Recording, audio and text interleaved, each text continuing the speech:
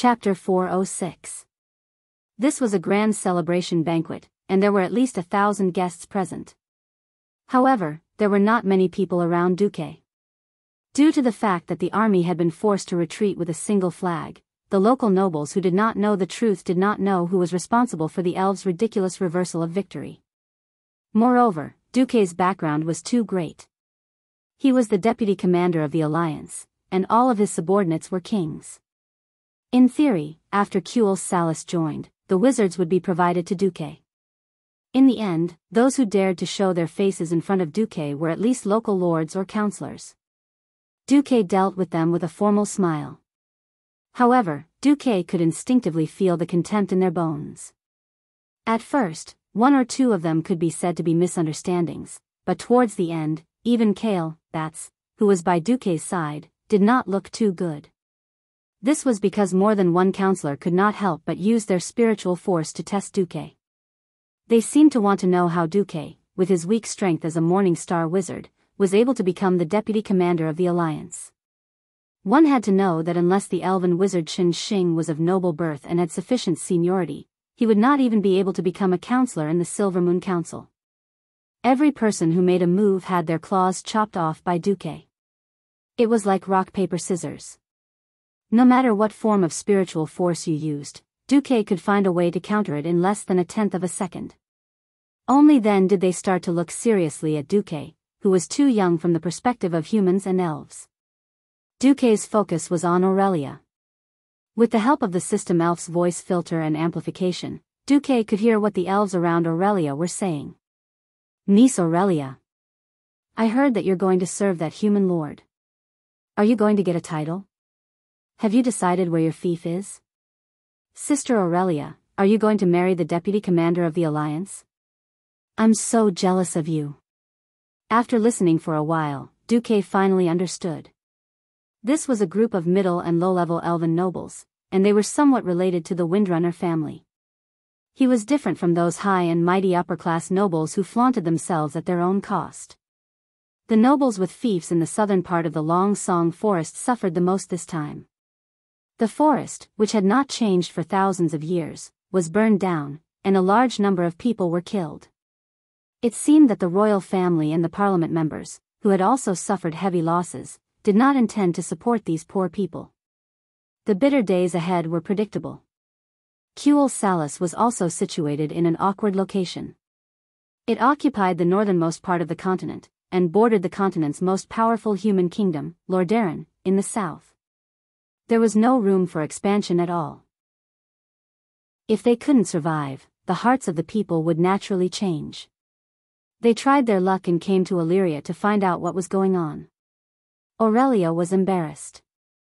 In fact, it was only a few days ago that she decided to follow Duque.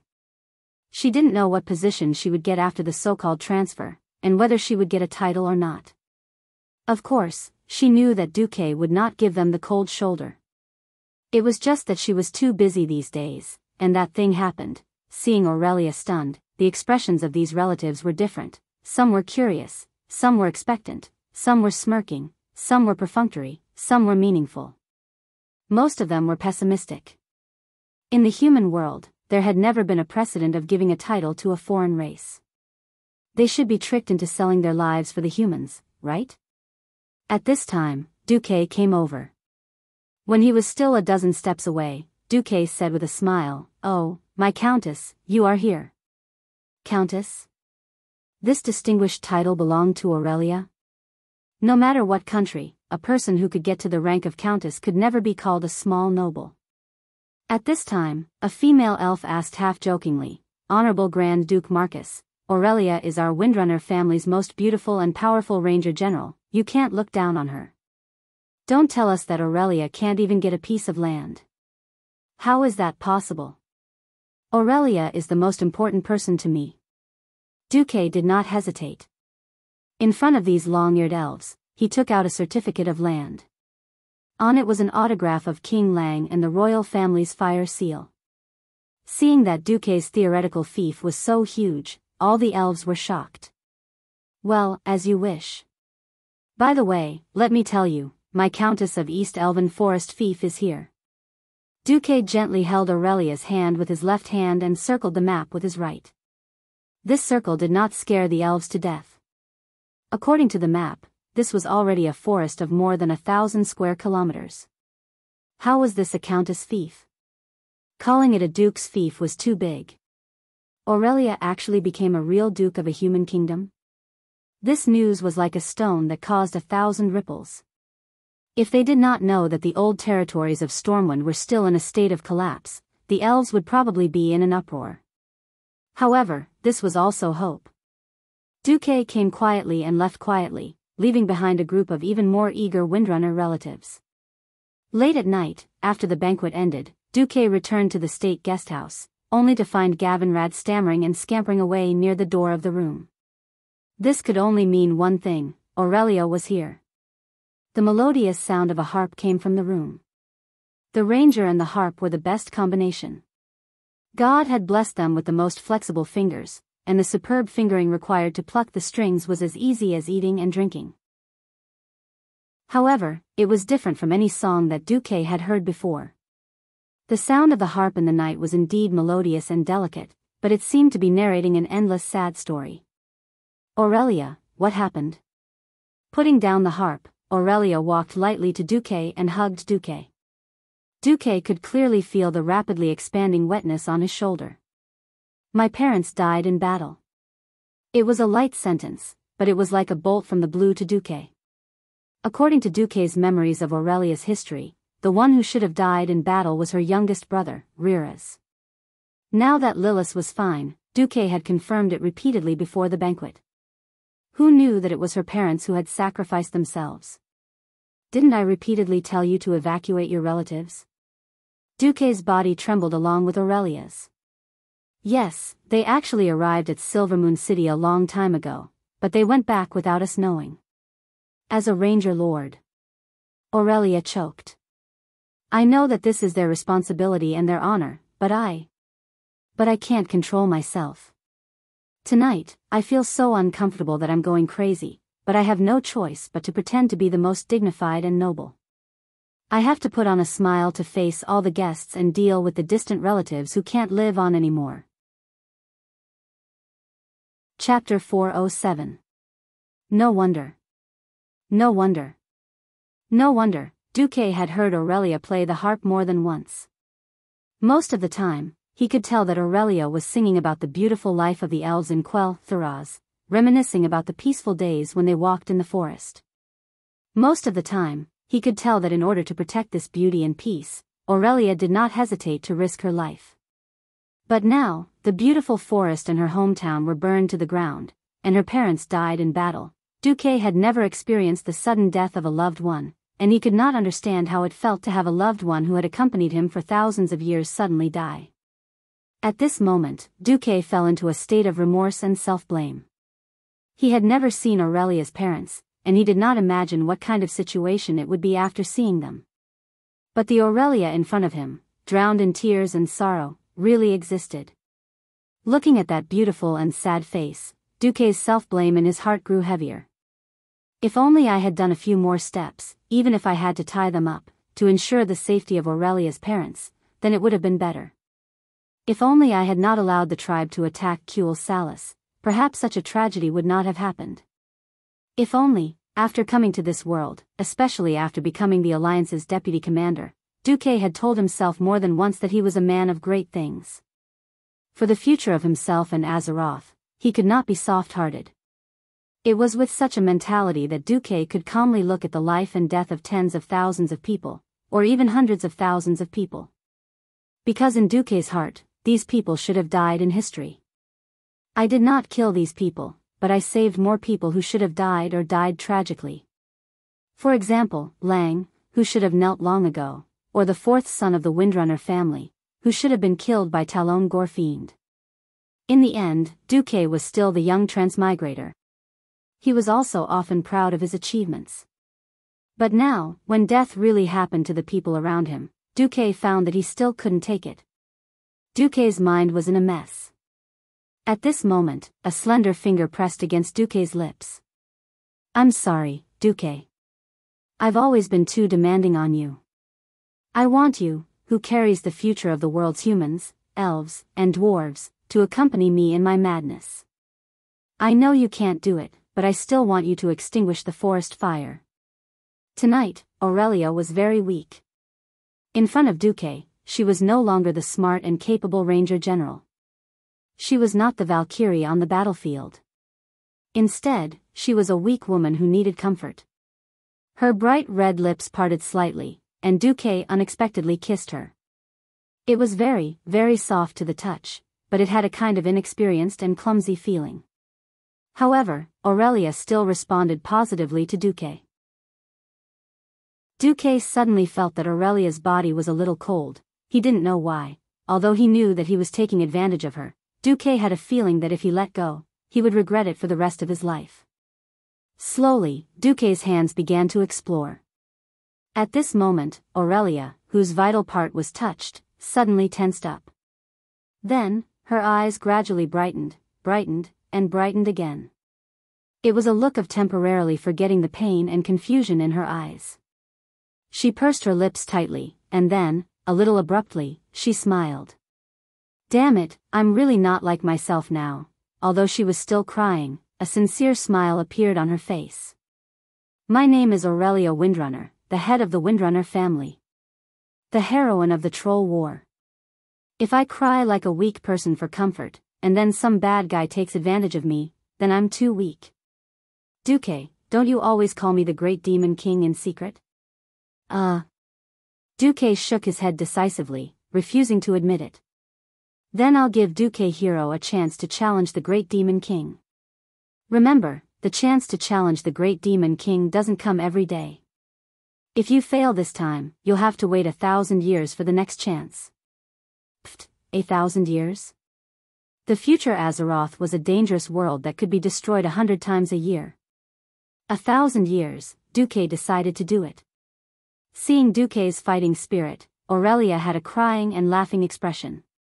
Look at your small body, I don't need to bully you in close combat. I won't attack you, and I won't leave this room. As long as you catch me, the Great Demon King will be at your mercy. It's settled then. The battle began. At first, Aurelia was still thinking if she should go easy on him. In the end, she realized that she was thinking too much. If she couldn't attack the sorcerer's body, Duque had 10,000 ways to deal with her. The shameless Duque instantly froze the entire room. The ice kept increasing in size, quickly reducing the space in the room. Aurelia gave up after dodging a few times. She put her hands on her waist, looking like she was going to fight Duque head-on. As the most charming woman among the Windrunner sisters, her figure was also the most voluptuous. The high jewel peaks on her chest perfectly displayed the beauty of the large arcs and the violence of the mass. However, when it reached the waist, it softly narrowed, and further down, it outlined another perfect arc. Aurelia crooked her finger at Duque. Suddenly, a system notification appeared. Aurelia Windrunner used taunt on you. Do you want to activate the boss battle mode? Duque randomly clicked a yes. The host has transformed and temporarily switched to a warrior. You used charge on Aurelia. You received 10 rage points. Aurelia is trying to use her strength to suppress you.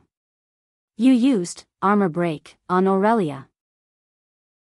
Even though Duque had only played as a warrior for a few days before he transmigrated, he knew that a warrior could quickly establish aggro on a boss and make the boss only attack them. You used armor break on Aurelia. You destroyed her outer armor. You used armor break on Aurelia. You destroyed her chest armor. You used armor break on Aurelia. You destroyed her crotch armor. After 3 armor break, the warrior Duque realized that he couldn't use armor break anymore because there was no place to use armor break. At this time, Duque's attacks didn't seem to be going smoothly. Aurelia smiled lightly. Your attack was parried by Aurelia. She used counter storm on you. Your armor value has already fallen to a dog. At this time, Duque shouted in his heart, Hey, system elf, is there any way to increase my strength? I want to crush this woman. Host, you can try to use the magic circuit to control your body, but this will. Duque didn't hesitate for even half a second and did as he was told. Suddenly, Duque realized that his strength was completely above Aurelia's. Faced with Duque, who suddenly took the wrong medicine, Aurelia's expression changed greatly and she hurriedly tried to retreat. The boss Aurelia is trying to escape. Do you want to give chase? The system elf asked considerately. Nonsense. Of course I want to give chase. However, I really haven't seen such a stupid boss. She actually exposed her back. The next moment, Duque temporarily changed his profession to thief. He directly locked Aurelia's waist and used the thief's godly skill, backstab, on Aurelia. The system notification came again. Congratulations, you have obtained the first blood of the great demon King Aurelia. Ah. Duque, you be *starred. Aurelia scolded. Duque used his temporarily obtained strength to completely suppress Aurelia. He directly used 998 consecutive backstab on Aurelia. Chapter 408. This was a touching battle between the hero and the Demon King. At the end of the battle, the great Demon King cried. She told all her grievances, sadness, and unhappiness to the brave man who had conquered her. Then, there was the inexplicable battle between the hero and the Demon King. Until she was exhausted, the sun shone into the room. The ice around the room was like a prism, reflecting the light of dawn. As if waking up from a hangover, Aurelia pushed away the thing that was pressing down on her and making it hard for her to breathe. She looked into the distance. The room was sealed in ice. Surprisingly, there was not much cold air leaking out of the ice, indicating that the owner still had good control over the ice. Not only that, Aurelia also sensed that there were several air vents at the top of the room to prevent the person inside from suffocating to death. Looking outside through the thin ice wall, all the scenery was hazy and beautiful. Aurelia felt like she was dreaming. She forgot all her sorrow and unhappiness and was immersed in the beautiful dream of a human named Duque. Huh? Duque. Aurelia dug her fingers into her long blonde hair. Only now did she suddenly realize what had happened last night. She finally found the thing that she had pushed away and thrown to the side of the bed. Damn! Duque, what happened to you? Aurelia screamed. Duque's whole body was stiff, like a corpse that had been dead for a long time. Only his shifty eyes, which were rolling around bitterly, could see that he was still alive. Aurelia suddenly found that there were a few lines of words written with arcane energy in the air. It was written in the common language. Last night, I went overboard. In order to gain power, I used the magic circuit to strengthen my body. Now my whole body hurts. Pfft. Aurelia burst out laughing. She even forgot to cover her beautiful body and let the higel peaks tremble. Duque was so excited that his eyes were wide open. Unfortunately, he could only stare. Aurelia quickly wrapped herself in the blanket and carried Duque to the bed. Then, she lay on her side and slept next to Duque. She gently drew circles on Duque's chest with her index finger. Of course, it was not a curse, but something to do. I'm sorry, Duque. I've completely lost my rationality these days. I used my personal relationship to force you to do all kinds of irrational things. During this period, I only remember that you are the only person who can help quell the loss, but I forgot that you are also the deputy commander of the Alliance and the Grand Duke of Stormwind City. You also shoulder the future of humanity and the future of the Stormwind Kingdom. Duque typed with arcane energy. It's okay. Helping the Elven allies is still the general direction of the Alliance, so my subordinates, my friends, and the other kings still support me. Aurelia lowered her head. This is different. If I'm wrong, I'm wrong. If I go too far, I go too far. I will deeply reflect on myself. However, I have become very, very hateful of the Horde. I think I will eagerly participate in the war between the Alliance and the Horde until I kill all the Horde and kick those hateful green-skinned people back to their planet. On this point, we are in agreement. Only a horde whose bones are burned clean after death is a good horde. Duque continued typing. Then, the air rippled with silence. That's right, we. Duke typed an ellipsis in the air, as if he hadn't had enough. Aurelia let out a pleasant laugh like a proud phoenix. Tisk, little guy. You only overthrew the great demon king once, and you want to claim that you conquered the great demon king? You want to marry me? You want the great demon king to be your woman? Kid, you are still too young. I'm a windrunner. I'm the symbol of the wind. Have you ever seen the wind stay in a certain harbor? You want to have me in the future? Sure. Wait until I'm in a good mood, otherwise, Aurelia let out a triumphant laugh. Duque realized that he was still taking things for granted. What happened to the saying that if you marry a chicken, follow the chicken, and if you marry a dog, follow the dog? But on second thought, this was Aurelia Windrunner, the heroine who was qualified to have a statue in Stormwind City's King's Valley in history. If she was like those weak young ladies, she wouldn't be Aurelia, but some unknown and tragic noble daughter. Duque felt relieved. But he suddenly found that Aurelia had pulled down the blanket, once again showing her infinite beauty, and a naughty smile. You little brat, you cheated and used magic to bully the great demon king last night, didn't you?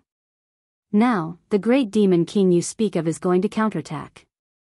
With that, Duque immediately felt a terrifying pressure, as if a mountain was pressing down on him.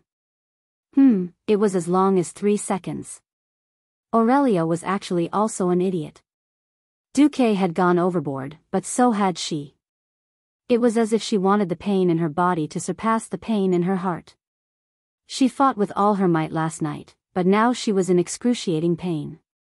She just wanted to bully Duque, but the moment she touched him, she rolled on the bed in pain.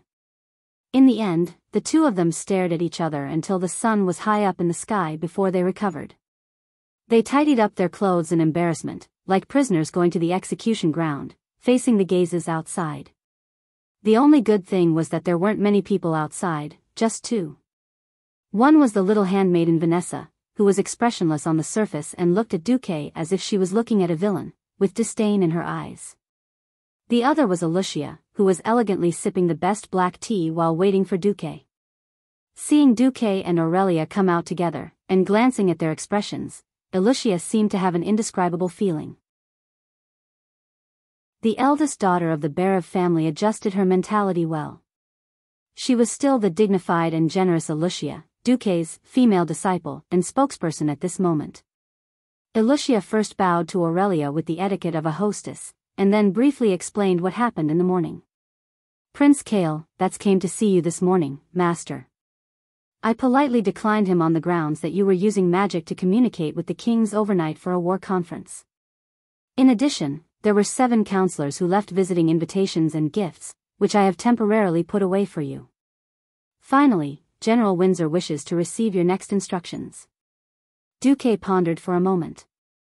It is also time for us to leave Kuel Salis. Duque finished and looked at Aurelia. To be honest, Duque had enough of the High Elves' arrogance and various kinds of idiocy. If it was not for the 3 Windrunner sisters who shone in history, Duque would never have tolerated the High Elves' arrogance. The eldest sister, Aurelia, was one of the 5 heroes of the expeditionary army. The second sister, Sylvanas, ruled over the Forgotten in history, and later became the chief of the tribe. The third sister, Windsor, was the leader of the most hardcore hawks in the Alliance, the Silver Covenant, and was the vanguard against all kinds of foreign enemies and tribes. The 3 of them were the top talents, 1 in a million. If it was not for them, would Duque have come to suffer like this? However, it was time to leave now, and he had confirmed that most of these elves were fellows who deserved to die. Duque no longer had any reluctance to leave. Facing Duque's gaze, Aurelia took out a blue badge and wore it on the left shoulder of her ranger cloak. Aurelia said proudly, I am Windrunner, the Ranger General under Grand Duke Marcus of Stormwind, Aurelia Windrunner. Chapter 409. The intensity of the war at the Dark Portal in the past 2 years was unprecedented. Although the commanders could see the decline of the Horde, on several battlefields, the alliance that was on the defensive seemed to be in danger. The bronze-bearded dwarves of the southernmost iron furnace fort, Kilrog Deadeye of the Bloodring clan, had changed his strategy. He began to use iron from the iron mines to forge armors for the unworthy laborers in the eyes of the tribe. He completely armed them and used the method of exchanging lives for the bronze-bearded dwarves. In the southeast of Lordaeron, the earthy highlands had almost completely fallen. The Torrent Castle looked like it could fall at any time. The Horde transferred a large number of new warriors and laborers through the dark portal. Rend Blackhand was smart for once. He gave up on attacking the Torrent Castle and let the laborers dig into the mountain. The Torrent Castle was located on the largest hill of the earthy highlands. Except for a few places, most of the mountain roads to the Torrent Castle were more than 45 degrees. It was easy to defend and hard to attack. But digging into the mountain hit the Torrent Castle's weak spot. Without the support of the earth, the ground outside the Torrent Castle began to collapse. The sinking ground spread in all directions, and the houses overturned. A large amount of debris poured down to the foot of the mountain. The only good thing was that the Torrent Castle was the capital of the Arathor Empire. Its defense was the best in the entire continent, and even in the world. From inside to outside, there were a total of 5 walls. Even if the outermost wall collapsed, there were still 4 walls. At this rate, the Torrent Castle could still hold on for about half a year. Located between the earthy highlands and the Hillsbrad Hills, the Horde's offensive was very fierce.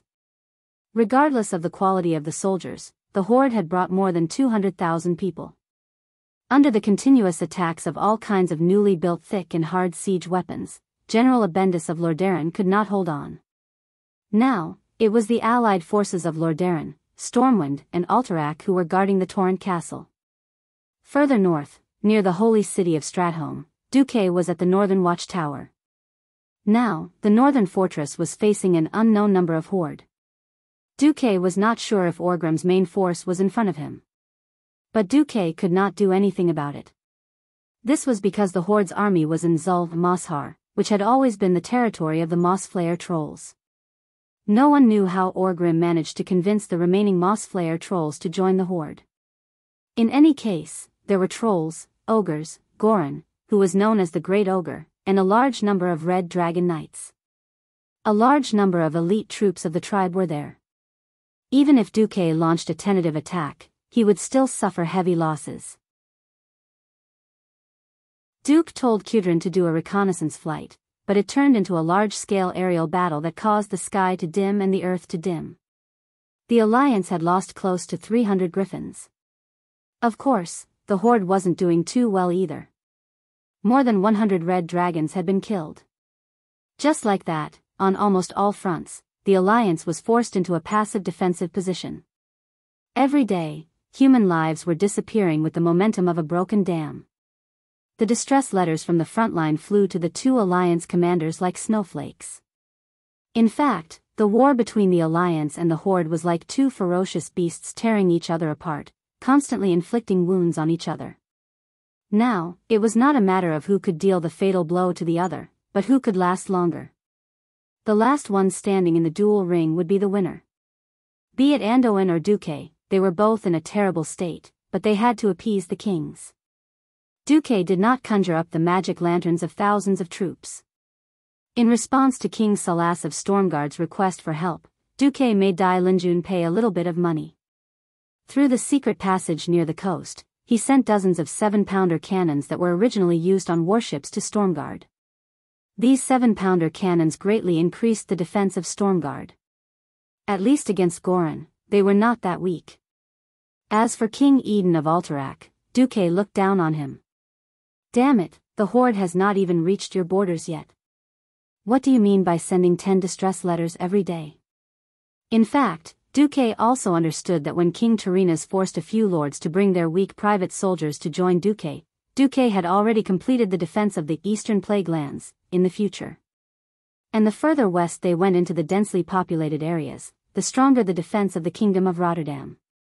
Unless Orgrim and his 50,000 men could really overcome all the obstacles, it would only be a joke for them to fight their way through the entire eastern and western plague lands and cross thousands of kilometers to reach the kingdom of Rotterdam, which was located in the center of the Tiraspol forest. Of course, Orgrim could also count on Grom to suddenly use the trapped horde to break through the main force of the kingdom of Rotterdam along the northern line of defense of the Silver Pine Forest. On the March map, no one could imagine how the horde would reach the kingdom of Rotterdam. But there was actually a third way. That was to return to the hinterlands, go west through the Poison Fog Canyon and Icewind Mound, cross the Alterac Mountains, and reach the kingdom of Rotterdam. Looking at this route, Duque was in a daze for a long time. In the end, he called Alusia over and handed her a letter that he had already written. "Bring this letter to your father in Cair Darrow. Gavin Rad will accompany you. Remember, you are now the adjutant of the Alliance's deputy commander. If you are detained, if necessary, I will personally lead the army to get you back." Alusia was completely dumbfounded. What did Duke mean by this? Duke pulled Alusia over and whispered a few words into her ear. For the first time in her life, the eldest daughter of the Berev family, who had always looked calm and collected in the face of danger, fell into the deepest fear. "Don't worry. Since I have foreseen it, this is just an insurance." Insurance. Alusia's lips were still pale. "Yes. Don't worry. If it really happens, I have a way to turn the situation around." July 13th, Year 2 of the Dark Portal. Near Icewind Mound, the Horde's great chief Orgrim led his guards down a small mountain path towards a small valley below. It was late at night, a time when most people were already asleep. Orgrim also hated the lack of sleep. It made him seem irritable and not clear-headed. Unfortunately, there was an urgent matter waiting for him. Two tall and slender silhouettes appeared in front of Orgrim, causing his guards to jump in fright. He immediately realized that they were the troll scouts he had sent out. When it came to scouting, the agile trolls were obviously better than the clumsy and crude orcs. Therefore, when Orgrim found out that there was another group of trolls in Masa Zul who were unwilling to follow Zujin, and that they could be recruited with some food, Orgrim did not hesitate to recruit more than 1,000 Mossflayer trolls. "Great Chief, we found the target," the troll scout said. Chapter 410. It was a valley. To be more precise, it was not a valley. It was more like a small pit. It was about 6 meters wide and 5 meters deep. It was surrounded by cliffs and rocks, forming a perfect shelter. That was probably the reason why they chose to meet here. Orgrim and his two most trusted and powerful guards were hiding at the edge of the pit. His troll subordinates scattered a lot of leaves and smelly things on him. As much as the great chieftain disliked these things, he and his guards put up with it. Not long after, he heard a sound. Following the direction of the sound, Orgrim saw a creature the size of an orc laborer clumsily moving towards the bottom of the valley. Orgrim gripped the Doomhammer in his hand tightly as he stared at the newcomer cautiously. The creature leaned against the cliff and panted heavily. Then it stood up and looked around. "Hey!" the cloaked figure called out softly. "I'm here," Orgrim replied. He stretched his body and crawled out from the pile of leaves to the empty area at the bottom of the valley. The mysterious figure stood up straight. When he got closer to the chief, his breathing quickened. Orgrim also noticed that there was a short axe hanging on the man's waist. It was a completely different item compared to the troll's junk. It was well made and had no signs of wear. It was obvious that the man had never used it before. Are you Doomhammer?" The man stammered, his body involuntarily shrinking back. "Can you speak the common language?" "I am Orgrim Doomhammer, the leader of the Blackrock clan, the chief of the tribe. I can understand your language." Orgrim used the standard common language to answer. "And you, are you the one who sent me the secret message?" This was a secret meeting. In theory, no third party would know about it. Unfortunately, this so-called theory was as clear as a lighthouse in the dark to a certain shameless transmigrator. In the hastily built northern fortress, Duque was sitting in the highest room in the highest tower. People in this era did not have the concept of ventilation. Duque only felt comfortable when he was at a high place. Duque lightly tapped the table with his index finger as he felt the cold wind that almost forced its way in through the firing hole. A cold breeze blew past Duque's back. Duque didn't even turn his head to know who it was. "Yo, my dear, how was your harvest today?" Aurelia's face reddened. She pretended to be indifferent and snorted, "Humph. Who's your darling?" Duque face-bombed. He was also puzzled. How could a mature and beautiful domineering woman suddenly change into a tsundere? "But judging from your expression, you must have had a good harvest, right?" "Fortunately, I killed a few twin-headed ogres with my double arrow. Now they've all retreated into the mountain paths." The twin-headed ogre was very difficult to deal with. Not only was its skin thick enough to block ordinary swords, but it also had 2 heads and 3 hearts. Either one of its heads or all 3 hearts were pierced through. Otherwise, the ogre would not die. Duque had seen it with his own eyes. An ogre whose chest had been pierced by 2 crossbow bolts struggled to use a large wooden stick to break the crossbow bolts that were as thick as a human's arm. It got up and charged towards the humans for hundreds of meters before it was surrounded by a large group of soldiers with steel pikes. It was stabbed dozens of times before it died. Only someone like Aurelia, who had stepped into the realm of heroes, could deal with the twin-headed ogre easily. "Good job, kill more of them. It'll be much easier for us in the future." "Humph. It's your fault for not letting us in." Duque laughed. "I'm just afraid that you guys will kill them all too quickly. Then I won't be able to ask Terinas for more troops." Duque's way of doing things was a bit like raising bandits to protect himself. It was because of the threat of the horde that Duque and Terinas were able to force the lords of the eastern part of Lordaeron to pay up. These bastards knew that the silver pine forest was under threat, but they were still slacking off. They didn't want to pay up, but they didn't want to. Now that the tribe was almost at their doorstep, these people panicked and hurriedly conscripted soldiers and paid up. Duque had all the manpower and money he wanted. Unfortunately, these lords were too late in mobilizing. They had gathered more than 40,000 people, but Duque found that only 1,000 of them were professional soldiers, less than 5,000 were militia who had received basic military training, and the remaining 30,000 were all farmers who had just washed their feet in the fields. The only good thing was that Lordaeron was so damn rich that they gave them 50,000 sets of armor and swords without any hesitation. These days, Duque had sent almost all of his subordinates who knew how to train soldiers to train these farmers. Aurelia didn't care either. She, her sisters, and more than 500 elven rangers slaughtered Zumashar's tribe every day. They only retreated when the horde sent out their wyverns. Hearing Duque say that he was afraid that they would wipe out the entire tribe, Aurelia couldn't take it anymore. "Hey, aren't there more than 50,000 horde's main force inside? Orgrim ran away long ago. There's nothing inside except for less than 3,000 elites." "Huh?" Aurelia exclaimed, and then her expression turned serious. "Then why don't you go after the horde?" "It's not that I don't want to go, but I don't want to." Duque took out a very official letter. Aurelia glanced at it. "Your Majesty Eden thinks that Alterac is not threatened by the horde's army and refuses to let the alliance in? The main force of the horde is in Alterac?" The female ranger was instantly agitated. "What the hell? Why won't Eden let us in? Is he an idiot? Is he as arrogant as those damned Silver Moon counselors? How can a small mountain kingdom be so arrogant?" Duque didn't say anything. He just opened a few magic images for Aurelia.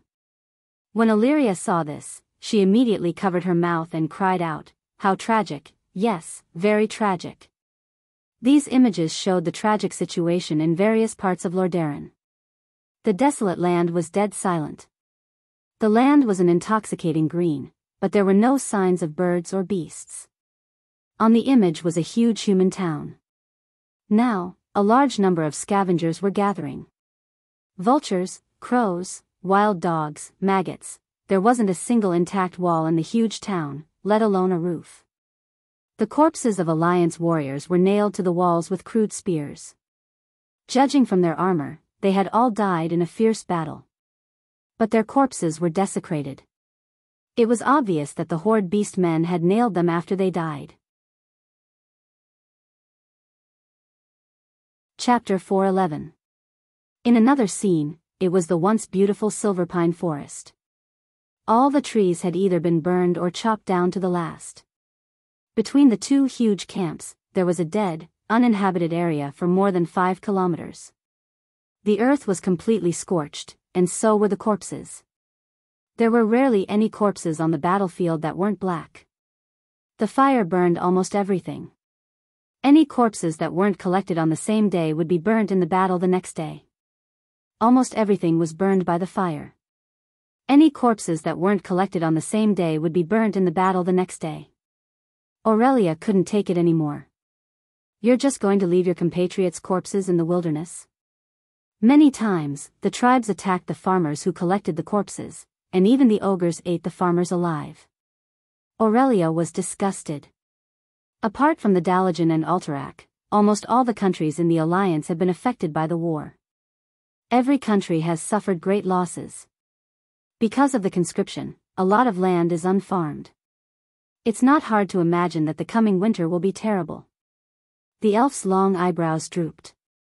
Then, what happened to our people?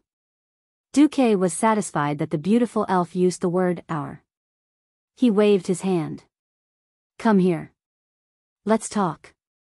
I'm warning you, you're not allowed to freeze the road, Illyria added with a lingering fear. Duque was a little embarrassed. As long as you don't run away. Ever since that night in the state guest house, Aurelia seemed to have a shadow in her heart. She refused to let Duque follow her, and whenever Duque made a move, she would run away quickly. Promise me first. Aurelia emphasized. Okay, I won't force you. Duque made a gesture of surrender. Only then did Aurelia sit down.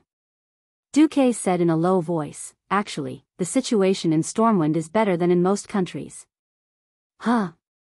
Aurelia found it odd. Duque pointed at the map and said, the Hillsbrad Hills are one of the few areas that have not been affected by the war. Even though we have more than 600,000 refugees here, after we turn all the grasslands into fertile fields, we can basically have 80% of us become self-sufficient. Aurelia was about to ask what to do with the remaining 20%, but she suddenly realized that Duque was pointing at the western wilderness of the old Stormwind territory. Here? Yes, this is the place.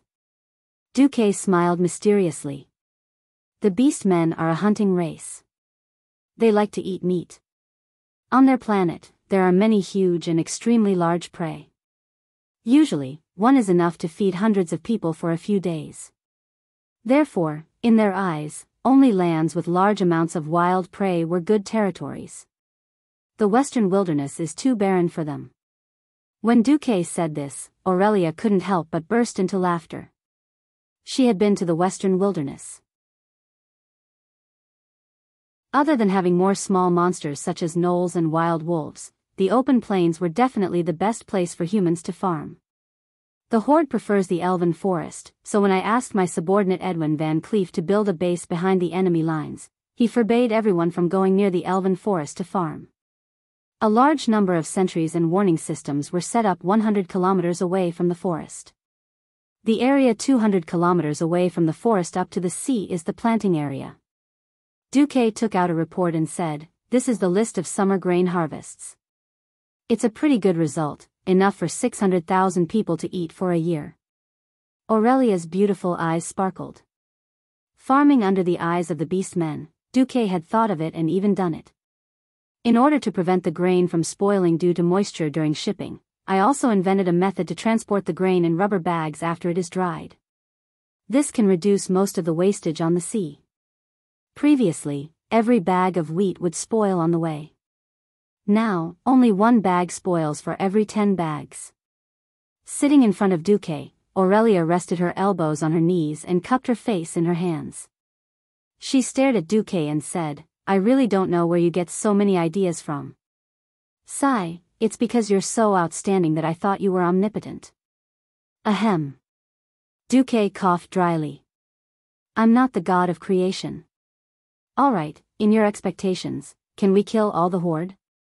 Duque spread his hands and admitted, we can win, but we can't kill them all. I've calculated that even if you kill every orc in the world of Azeroth, there are at least 2 million tribes on the planet called Draenor opposite the Dark Portal. Aurelia's expression was a little gloomy. However, I will let the flag of the Alliance be planted in every corner of Azeroth as much as possible. At this time, a slim figure appeared at the top of the stairs. Aurelia frowned and said, Servanas, how many times have I told you that our identities are different now? You have to knock on the door to see Duque. I really want to knock, but what if I miss something good? Queen Sylvanas had a sly smile on her face. Aurelia blushed and bit her lip gently. Sister, that's enough. Duque smiled and asked, Servanas, what's the matter? Nothing, I just want to confirm whether our Windrunner family's ranger is your free mercenary, or is he really your vassal? Sister, don't cause trouble for Duque. Aurelia was a little anxious. She thought that Duque was just helping her out that day. After all, in the human kingdom, there had never been a precedent of conferring a high elf as a hereditary noble. Queen Sylvanas shrugged and said, we have more than 200 people joining. Many of them are just looking for hope. It's not like I want to ask. It's fine as long as I have a forest. Oh, I see. Then I'll just give it to you all. Duque was prepared and took out a document. Can one of you please call Sasha and Lilith over as well? The Windrunner sisters were dumbfounded. This was a conferring document personally signed by King Langrin. As an almost independent duke, Duque had the power to confer titles below Baron, but viscounts and counts had to be approved by the king. In this era, the nobles were the vassals of the king's vassals, not the king's vassals.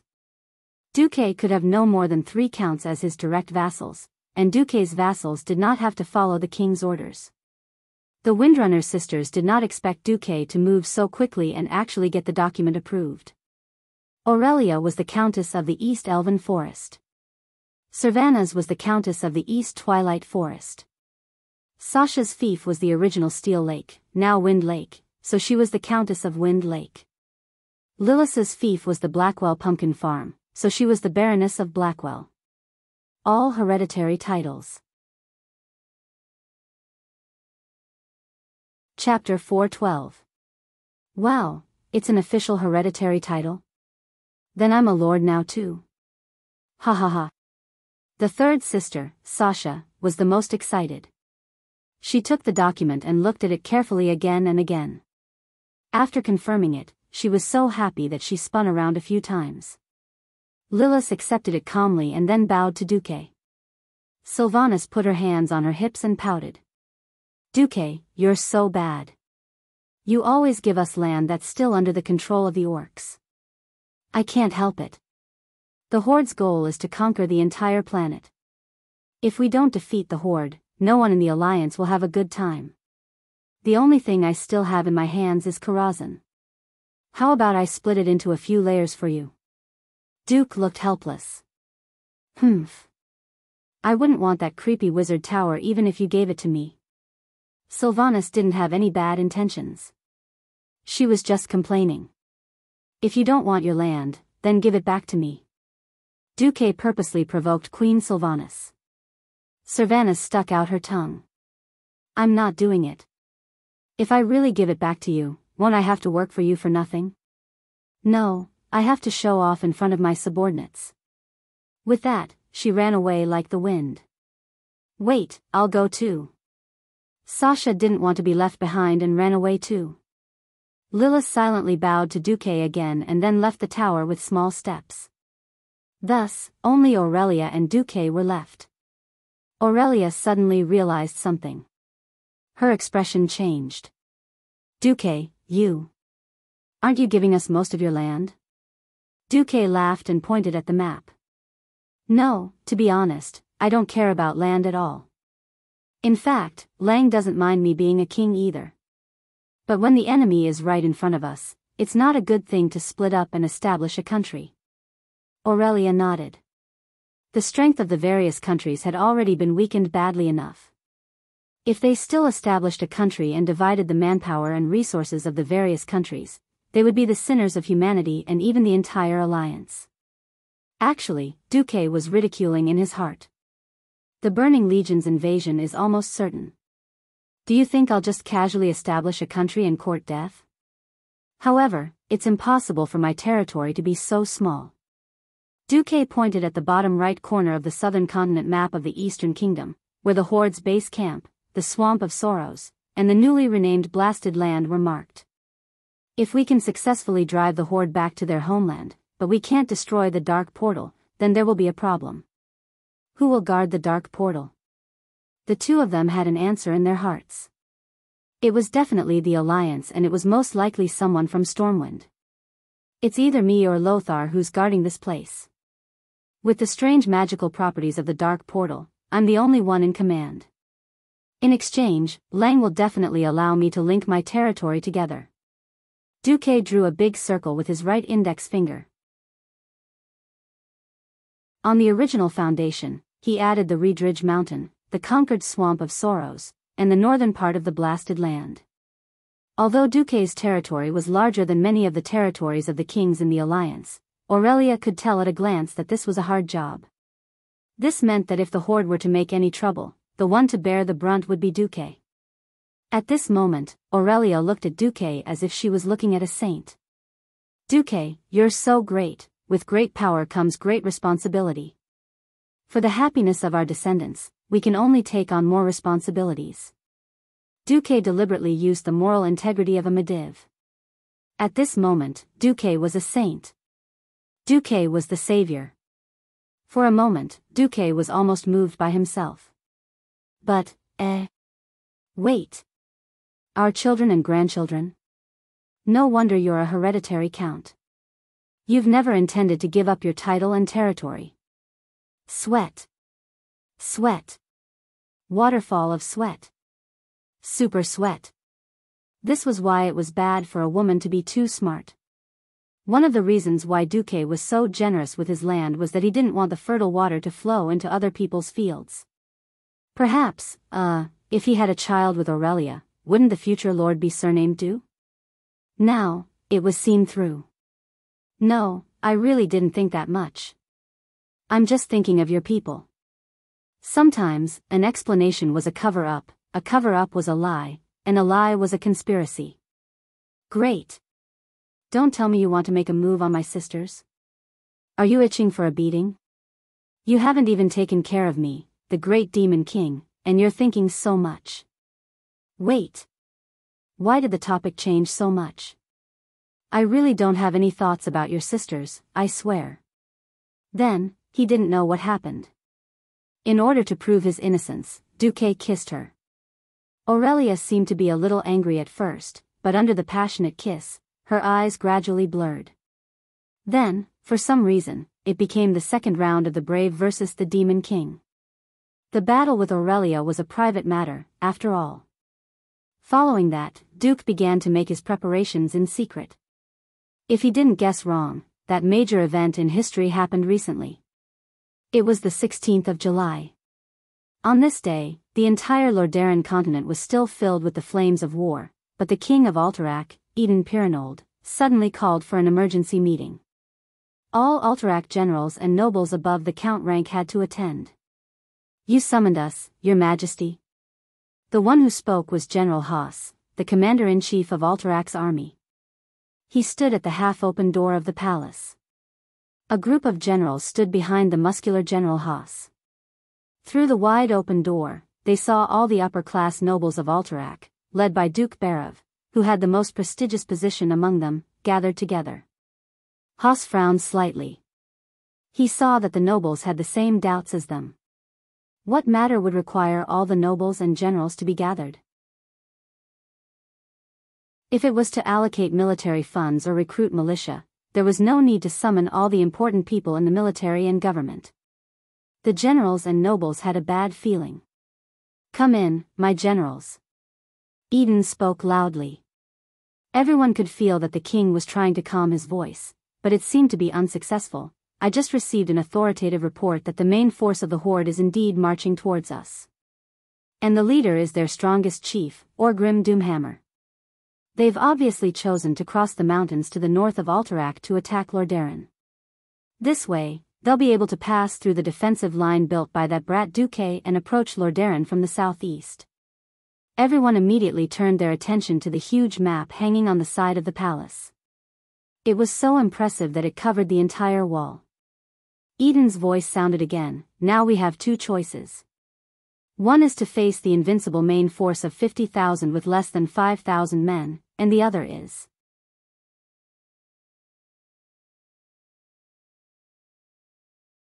Their eyes bulged as they stared at the cracks spreading on the floor tiles. The king's voice rang out again. Do you see that? My vassals. It takes 3 people to lift their war hammers, but these guys are swinging our shields effortlessly like children's toys. No one could stop them. 7 days. What a joke.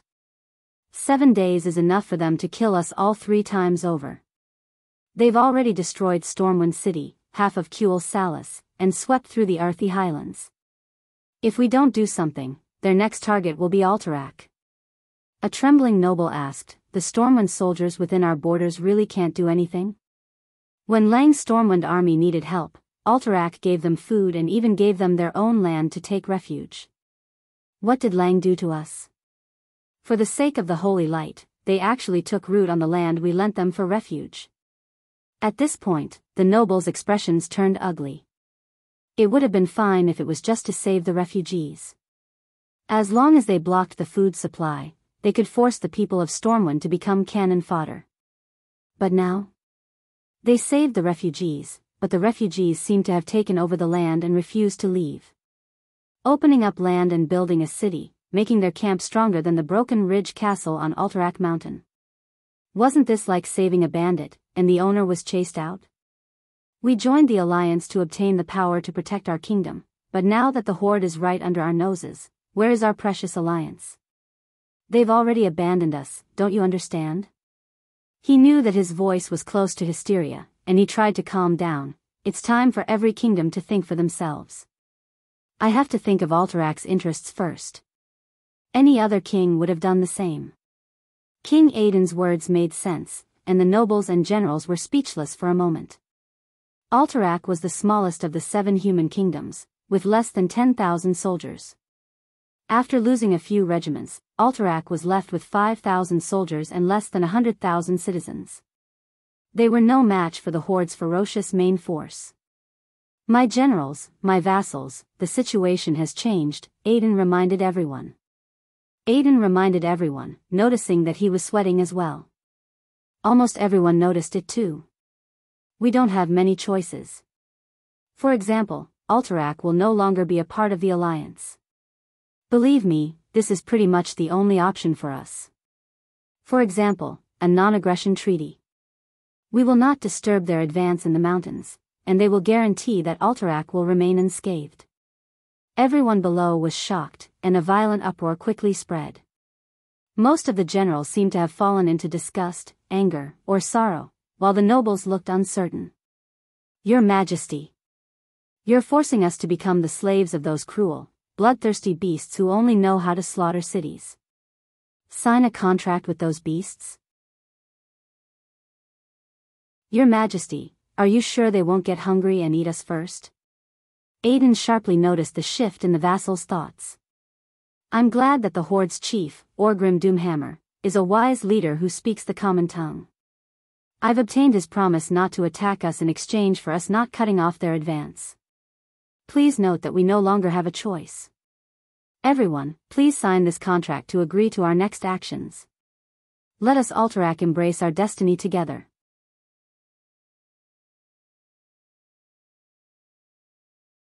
Chapter 4:14. No. I'm against this plan. Haas stepped forward agitatedly, but he was stopped by over 10 fully armed royal guards. I won't agree. Alterac's soldiers won't agree either. Then we'll use the excuse of shifting our defenses and send them away. King Eden said coldly. No. I'm still against it. Haas was held down by several guards. He struggled and roared, "This is blasphemy against the entire human race." "Shut up. Haas. You swore to be loyal to me, even to the ends of hell." General Haas was stunned. "Can we trust the chief of the tribe?" A low-ranked noble, Valander, asked. His words represented the thoughts of many nobles. Seeing many nodding, Eden sighed in relief. If they asked this, it meant that they had already accepted the agreement. The only thing stopping them was their doubts about whether it could be carried out. "We have no choice." Eden replied slowly, "As long as they want, unless they give up on Alterac, we and everything we have will be destroyed. Of course, if they go back on their word, we'll still be finished. But if they stick to their word, Alterac will live. No matter what the price is. All right, make your choice. Gentlemen." Eden waved his hand, and over 100 royal guards rushed out from the side door, surrounding all the generals and nobles. No one knew what the consequences of refusing to sign the agreement would be, but it obviously wouldn't be anything good. It was obvious that the king had spoken to his hardcore faction.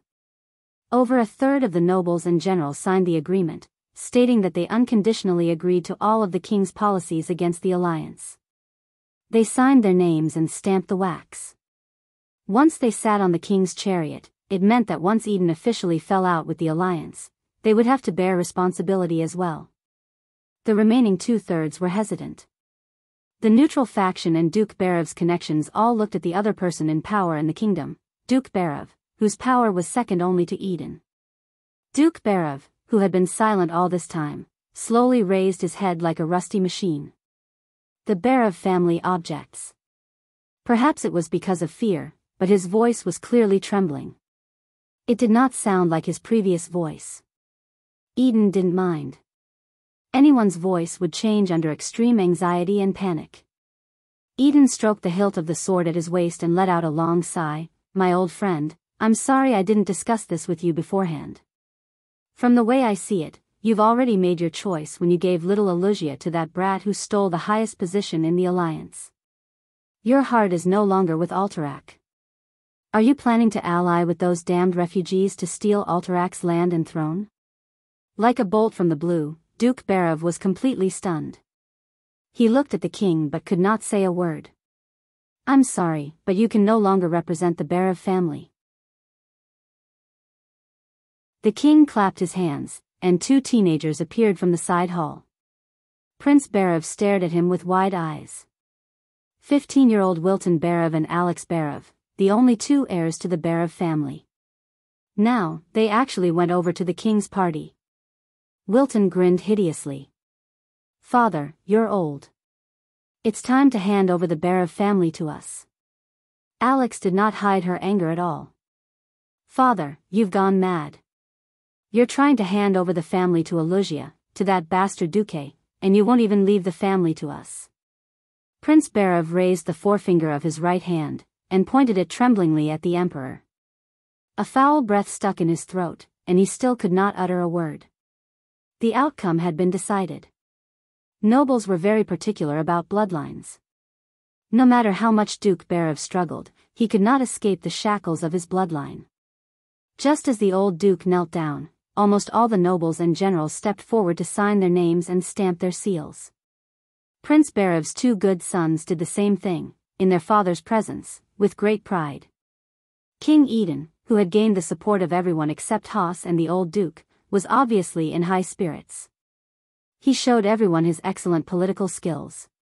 He showed everyone what it meant to turn the situation around. "Everyone, I did not mean to force you. If I had a choice, would not serve those horrible beasts. The contract signed by all of you is just insurance." "Insurance? Do you understand?" Everyone looked at King Eden in bewilderment. Eden finally showed his best actor talent. "In fact, I have already informed Tarinas about the Horde's main forces' attack. I told him that if he did not have reinforcements, would give up defending and let the Horde charge into Lordaeron." In the end, Tarinas sent his last group of court mages and a group of high-grade swordsmen as soon as possible. "I'm going to let them destroy the Horde's path. General Haas, who was kneeling on the ground, suddenly looked up. His eyes were full of hope. Your Majesty, you were just lying to us. You're not going to fulfill your promise? That's right. We don't have to fulfill our promise to those despicable beasts. Eden waved his right index finger proudly. No, I've already told Orgrim about the arrival of Lord Darren's reinforcements, including their numbers and types of troops. The entire hall fell into a dead silence. Eden's expression was incomparably cold and cruel. He raised the contract signed by the generals and nobles, let them fight to the death. If Tyrrhena's elites win, I'll burn this contract. No one will believe the evidence provided by those beasts. Many people heaved a sigh of relief when Eden said this. If the Horde is really that strong and kills all of Tyrrhena's elites, then we've done our duty as allies since we informed Orgrim. We can join the Horde without worry. If the Horde won, wouldn't that mean that the last of Lord Darren's elite guards had been destroyed? What difference was there between Lord Darren and a weak girl who could be raped at will? Hiss, in the main hall, there were countless sounds of inhaling cold air. They suddenly realized that this was the king they were familiar with, the cunning and astute king. Regardless of the situation, Alterac would be the winner. For a time, the hall was filled with heated discussions. Almost every noble and general had a smile on their faces. To be able to turn such a huge crisis into a sure win, as expected of His Majesty. As expected, this is the way of survival for us Alterac. A group of people complimented King Eden as sickeningly as they could. At this time, Eden suddenly received a message. The Horde's messenger had arrived.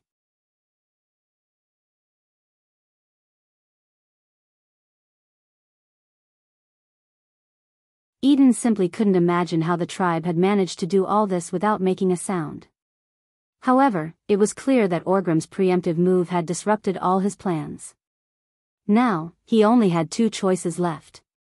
One was to resist and let Orgrim, who was already prepared, destroy his entire family.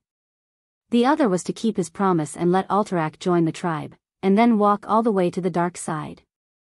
In the future, he would either be destroyed by the victorious alliance, or he would join the tribe and beg the tribe to give him a piece of meat after conquering the world.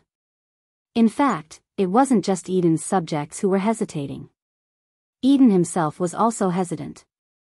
Even though Orgrim was considered a handsome man among the beast men, he was still too ugly and horrifying in the eyes of the humans. Eden couldn't help but shiver when he thought about how he had to lower himself to work for such a terrifying fellow. He couldn't help but feel a wave of unwillingness rise from the bottom of his heart as he stared at those mottled, sharp teeth. What if he could capture the chief of the tribe and use him as a hostage to prevent the tribe from attacking until the alliance's reinforcements arrived? If he succeeded, he, Eden Piraeus, would undoubtedly become a great hero of the alliance and the savior of the human world. His Alterac's reputation would greatly increase, and it would become a powerful country on par with Lord Darren. This idea was so tempting that it made Eden's heart palpitate. He couldn't help but glance at the royal guards who had already drawn their swords and were waiting by the side of the hall. Dreams were beautiful, but reality was cruel. Eden, who had tried to play both sides, didn't even get 2 seconds before his dream of being a hero was shattered mercilessly. A green claw landed on his shoulder, the sharp tip of the claw pressing against Eden's artery. A huge, invisible figure appeared beside the king of Alterac. Ah! Eden let out a low cry.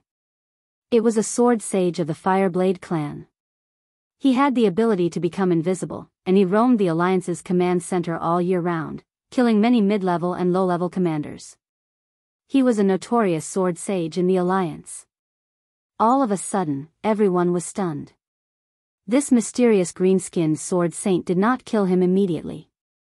Instead, he reached into King Eden's robes and took out the contract signed by all the nobles and generals in the kingdom. He then threw the contract to Orgrim, who was standing at the entrance of the hall. Everyone only saw a blur, and the contract was already in Orgrim's hands. The chief opened it briefly, and a satisfied smile appeared on his face. The entire Alterac had fallen into the hands of the Horde. Whether it was to be destroyed or used, it was all up to Orgrim. Thank you all for your loyalty to the Horde and to me. I can make this promise as the great chief of the horde. When the horde rules over the world of Azeroth, everyone here will automatically become the horde's agents to control the human world. A slap in the face, a carrot in the mouth. After intimidating them and controlling the situation, Orgrim cleverly adopted a more conciliatory approach. Rule over the human world. Below only one and above tens of thousands. It had to be said that this promise was indeed a beautiful blueprint for the Alterac nobles who had suffered for a long time in the 7 human kingdoms and had been ignored by the major countries for a long time. At least they had something to look forward to. All of a sudden, the eyes of the nobles lit up. Right at this moment, a teasing voice suddenly sounded out. Yo, Orgrim, you're digging up the Alliance's foundation right in front of me. You really don't take me or the Alliance seriously. Chapter 4:16. Before he heard the voice, Orgrim had already prepared a script in his mind to give an impassioned speech. The humans slandered us for being barbaric, bloodthirsty, cannibalistic, and massacring, but it was actually the remnants of the Southern Kingdom that spread the rumors. He could brag however he wanted, as long as the humans did as he wanted and started a peasant uprising in the Hillsbrad Hills. This would hold back the troops and attention of the Stormwind and Dalaran kingdoms so that the main force of the Horde could successfully take down Lordaeron. As for what would happen to the people of Alterac, Orgrim couldn't be bothered to care. He had hoped countless times that his opponent would be a straightforward warrior. Only then would he be able to show off his and the orcs' bravery. It was a pity that apart from Lothar, who seemed to have the courage to fight head-on, he only met Duke from the start to the end. In the eyes of the Beastmen, Duke was extremely despicable, but it was undoubtedly a very effective strategy to kill the Beastmen. Since the human commander was so despicable, Orgrim didn't mind using the same method to deal with the humans. Conquering a human kingdom without shedding a drop of blood. Even if it was the smallest human kingdom. This achievement was exactly what Orgrim, who was in desperate need of glory, needed. He needed this achievement to prove himself. After all, the continuous defeats had tarnished his reputation. When Orgrim met the messenger, he was afraid that it was a trap, but he also wanted to control Alterac. That was why he mobilized so many powerful chiefs and heroes, and even used Zulahid's dragon knights to hold the fort. Everything went smoothly, and he easily subdued that sly and cunning king. But he didn't expect to hear the voice that he didn't want to hear the most, the voice of the Alliance's vice-commander, Duke Marcus. Not only did Orgrim's expression change, but Eden and Haas's expressions also changed. As people who had dealt with Duque many times, they could obviously recognize Duque's voice. But they didn't expect Duque's voice to come from Duke Barav. Duke Barav straightened his body. His face was full of mockery and confidence. Under everyone's astonished gazes, a wave of water-like ripples appeared on his body. The slightly plump elderly figure quickly disappeared, revealing a robust young man dressed in a blue and white robe. Illusion? How was this possible? It wasn't just the inexperienced orcs, even the upper echelons of Alterac were shocked. They could accept the fact that Duque had fooled them with his perfect makeup. It wasn't that the nobles hadn't seen illusions before, but those crude and immobile illusions were worlds apart from Duque's lifelike illusions. The most common type of illusion was the kind that attempted to conceal a certain secret passage. When had he ever seen an illusion with so many facial expressions? Just how high was Duque's attainments in magic as a mere morning star? What's more, Duque's appearance at the most critical moment made them have no choice but to add the word inconsolable to their shock, turning it into inconsolable. Orgrim was decisive. Not only was he wise in history, he was also an absolute opportunist. Playing dirty was definitely the chief's specialty. In this life, Duque didn't give him the chance to sneak up on the Blackhand Great Chief. However, that didn't mean that Orgrim wasn't sinister. Without even a greeting, Orgrim gave a look and a sword saint of the Fireblade clan came out of stealth, slashing at the back of Duque's neck with a sharp longsword.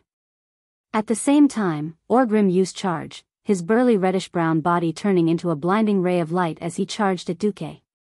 That's right. He wanted to kill Duque in an instant. He wanted to nip Duque, the biggest factor of instability, in the bud. After all, everyone present was a human, and his men had yet to completely control the palace.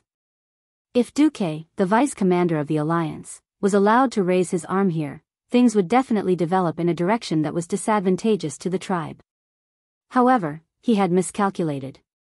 Under the fierce attack of his giant hammer, it missed and clashed with the long sword of the Fireblade clan's sword saint in midair. The sword saint, who was hurriedly retracting his attack, was sent flying. Duque, who was supposed to be killed between the hammer and the long sword, turned into a ray of light and disappeared into the air. Or was it an illusion? Not good. Orgrim suddenly reacted and used his fastest speed to turn his neck towards Samuro, who was controlling the King of Eden. Unfortunately, before he could shout, "Be careful," Samuro was already hit. Fast. Too fast. No one expected Duque to be this decisive. The moment he appeared, Duke had already disappeared from where he stood. The sorcerer's arcane spell, invisibility, gave Duque the ability to become invisible for a short period of time. The sorcerer's invisibility did not have the stealth and movement acceleration ability of the Sword Saint's wind step. However, Duque had been strengthened by the storm altar. The system notification in Duque's retina showed the following information: you have used the new skill, Gale Step. You can enter invisibility for up to 60 seconds. In invisibility, you can gain twice the movement speed and use flash once without breaking the invisibility. When you make your first ice attack, your critical hit rate is 100% and your magic flying speed is increased by 50%. Duque's movement speed was not fast. In this state, Duque could run 100 meters in 10 seconds without any obstacles. Unfortunately, his agility was too low and he did not have good dynamic vision. This speed had to be discounted, especially in crowded places where it was easier to bump into them. Even so, it was still very scary.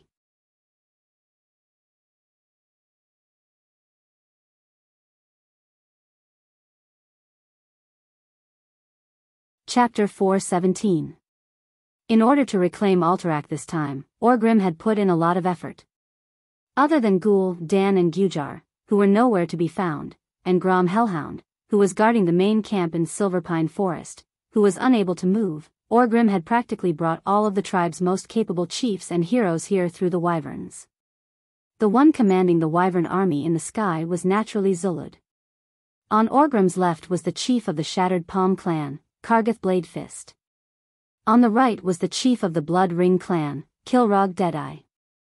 Outside the hall was the chief of the Black Scar clan, Cashdrake, and a new hero, Rexer. Rexer was one of the greatest heroes of the tribe in the future. Rexer was the product of a union between an orc and an ogre. He grew up in the Mach Nathal clan of Draenor. Even though he was of mixed blood, his burly physique and amazing strength allowed him to shine during the Horde's invasion of Azeroth. This time, Orgrim had specially brought him here. Including Samuro, there were a total of 7 super killing gods from the tribe who could easily fight against 1,000 men on their own. Under normal circumstances, these 7 guys were enough to destroy the entire Alterac. Unfortunately, they had encountered Duque, who was also prepared to go all out.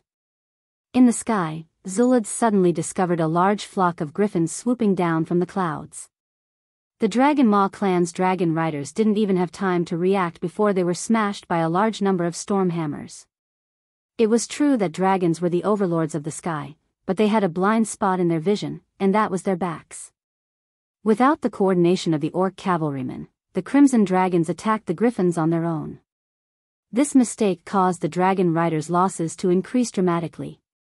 Cashdrake and Rexer, who were waiting outside the hall, thought that they only needed to deal with a few diehard Berev clan guards. The 2 of them and the dozen orc elites they brought with them made a grave mistake. After the illusions on the guards were removed, Chin Fan's eyes widened. They found that the guards opposite them were all their old enemies, the Silverhand Knights. It was fine if the Silverhand came, but more than half of the first-generation paladins were here. Uther, Sidan Dathrahan, Tyrion Fordring, Gavin Rad-Doom, Bolvar Fordragon, most of these fellows had proven their bravery in the Silverpine Forest and other battlefields. After fighting for so long, all the weaklings would be eliminated in the first 3 battles. Most of the time, after fighting for so long, it would be discovered that the strongest ones were still the same few. Even if he didn't completely remember the other party's name, he would be able to recognize it as soon as he saw it. It's that bastard again. And so on. Everyone in the horde agreed that the first-generation holy knights were the strongest. If it was just the silver hand, the heroes of the horde would not have such a headache. The most ridiculous thing was that the 4 Windrunner sisters had all come. Paladins were famous for being able to fight, tank, and consume energy. However, paladins also had a well-known shortcoming: short legs. If the heroes of the horde really wanted to run, the paladins wouldn't be able to stop them. Well, now there was a group of ranger heroes who could run as fast as they could. Even if Kargath and Kilrog charged out, they still felt like they couldn't hold them off. In just a single exchange, several elite captains of the horde with dozens of lives on their hands were shot to death by the Windrunner sisters. The horde was at a great disadvantage against the heroes summoned by Duque, but it was a great advantage against the other humans. Especially the Alterac royal family's guards, they were completely dumbfounded. Before this, they had been clearly told by Eden that they were going to rely on the horde. That was why the heroes and followers of the horde were like fathers in their eyes. Who knew that the horde would just kill them like pigs and dogs? Orgrim glanced at Duque, who was beside the throne, and sighed in his heart, "I've miscalculated. If Samuro was still controlling King Eden, then this would be the best time to force the Alterac people to rebel." But now it was Duque who had Eden's life in his hands. Eden was of course not an idiot. Duque had saved his life from Samuro's hands, but it wasn't just to save him. Did he really think that Duque was some bullsh *T saint? Whether he and his Alterac were willing or not, they were now sitting on the Alliance's chariot once again. Jump out of the chariot? Sure. Go and die now. As an overly shrewd, two-faced king, Eden shouted the moment he was sure of his own safety, for the Alliance. Kill those damned horde. As expected of the best actor. Just a moment ago, he was saying, "I love you, daddy of the horde," but now he was shouting, "Grandpa Alliance is my real ancestor." He said it so smoothly, and his expression did not change, as if it was only right and proper. Even the most seasoned politician would be ashamed of himself. But he shouted in a dignified manner. Even when he saw Orgrim's infamous hammer of destruction smashing down on his head, and the huge black square mace rapidly expanding in his vision, he didn't change his words. Because King Eden had made his bet. It was true that Orgrim was powerful and could force Eden into a corner. But Duque was clearly superior. This kind of frightening method wasn't something a 16-year-old should be capable of. Eden couldn't turn back this time. He could only hope to keep Orgrim here and get a decent result. Then, he would think of a way to bribe Duque to make sure that no one in the Alliance would pursue him and Alterac. Duque appeared once again with Eden in a flash. In a flash of light, Eden was brought from his throne by Duque to the door of the side hall on the right.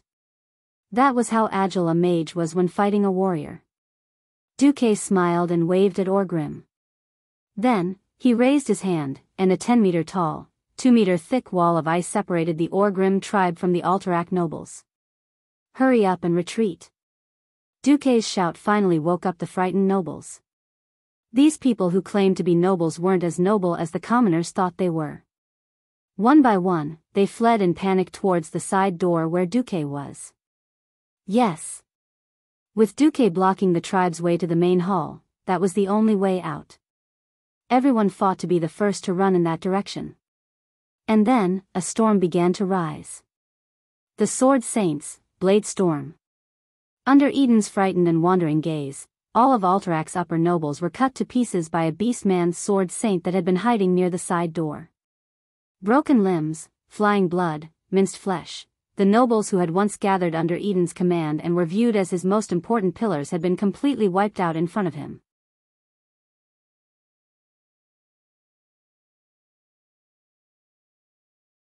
Chapter 418. The snow-capped mountains protected the snow-white shattered ridge. The cries of dragons and eagles clashed in the blue sky, the lightning and dragon's breath splitting the sky. Huge birds of prey and legendary dragons, which were rarely seen on normal days, fell from the sky like dumplings. The Alterac people hid in their houses, trembling and praying for misfortune to stay away. In truth, it was very difficult. From the moment the battle was set on Alterac Mountain, a lot of destruction was unavoidable. Perhaps Duque could have stopped all of this, but Duque chose to give up. Alterac King Eden's two-faced viper nature was right there. Even if Duque could save him once, he wouldn't be able to save him a second or a third time. Rather than letting Alterac Mountain become a ticking time bomb, it was better to clean it up in one go in the course of history that Duque was familiar with. The Crimson Dragon was like a bulldozer as it fell diagonally. Before the momentum of its high-speed fall had dissipated, the small houses were smashed into smithereens, leaving a wide black scar on the snow-white ground. Even when the Crimson Dragon crashed into the city walls of the shattered ridge, the momentum did not dissipate. The thick city wall finally acted as a gatekeeper. The giant dragon did not smash through the city wall. Instead, it rolled under the fierce impact and fell down the cliff in one breath. Red scales and broken limbs flew like bullets, sweeping away all the soldiers on top of the wall. The Alterac people below screamed in fear, feeling as if the world had collapsed. Other than a few people with good agility and balance, most people lost their footing and fell to the ground. In the Alterac capital city, many Beastman elites took the opportunity to fight in close combat, using their powerful arm strength to easily tear apart the royal family's guards who were caught in their punches and kicks. Amidst the chaotic screams, the guards watched in despair as a green shadow pressed down on them. They instinctively raised their shields to block the charge of a rhinoceros, but all of them failed. Every single one of them failed. Their arms and shoulders were crushed by the tremendous force that surpassed their limits.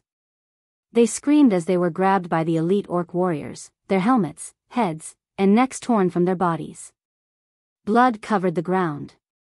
When the complete battle formation collapsed, the shadow of death was right in front of the guards. Even though the number of Orgrim's guards was only a tenth of the Wong clan's guards, every single one of them seemed to be on drugs. They charged into the crowd and started a massacre. In low-level battles, Orgrim's men had the upper hand. In terms of top-notch strength, the Alliance had the advantage since they were scheming against each other. He was different from Lothar, who was in his 40s, burdened by military affairs, and whose strength had begun to decline. The title of the Alliance's god of war had fallen to Wuthar. The strongest holy knight, who was at the peak of his life, was showing Orgrim how he made his name on the Silverpine Forest's western front. It was a beautiful strike supported by the powerful holy light. The golden holy light was like a god descending from the heavens. The golden holy light gathered at one point and smashed towards Orgrim's face.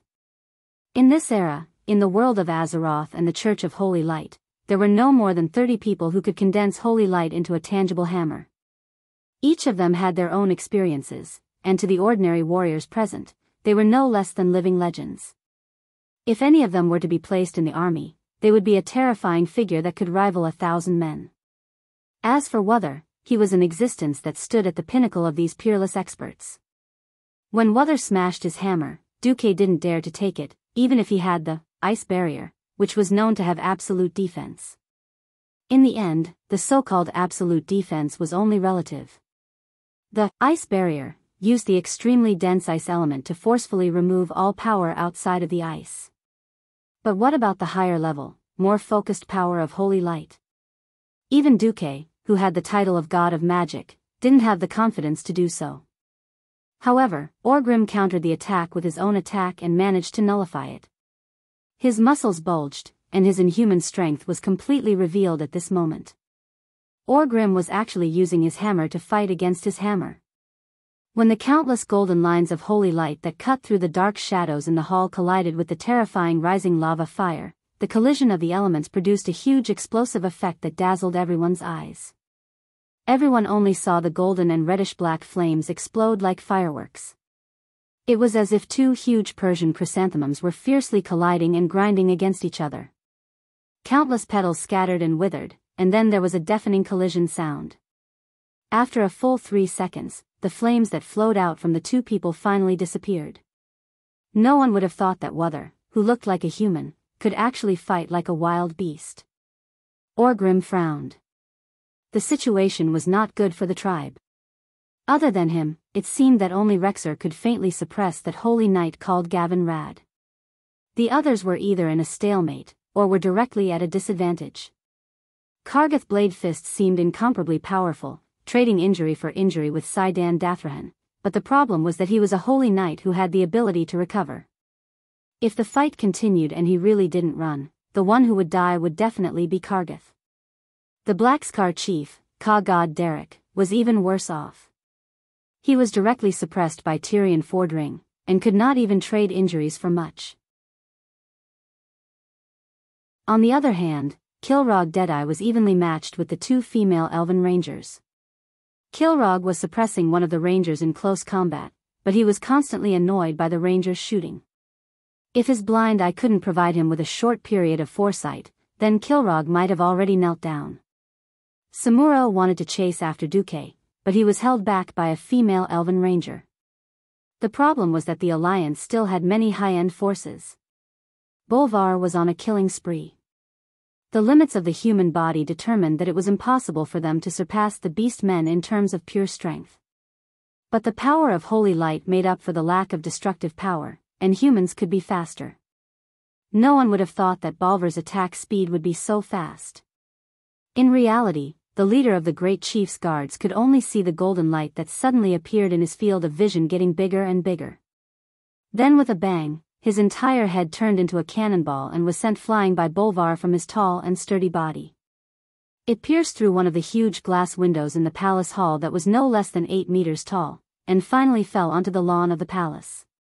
When he saw the beastman's head fly out, a bloody eyeball popped out and hung on the top of King Eden's beloved glass window. Bolvar could not help but bare his teeth. The devout holy knight silently said in his heart, "Ugh, I can't see anything, and I don't know anything."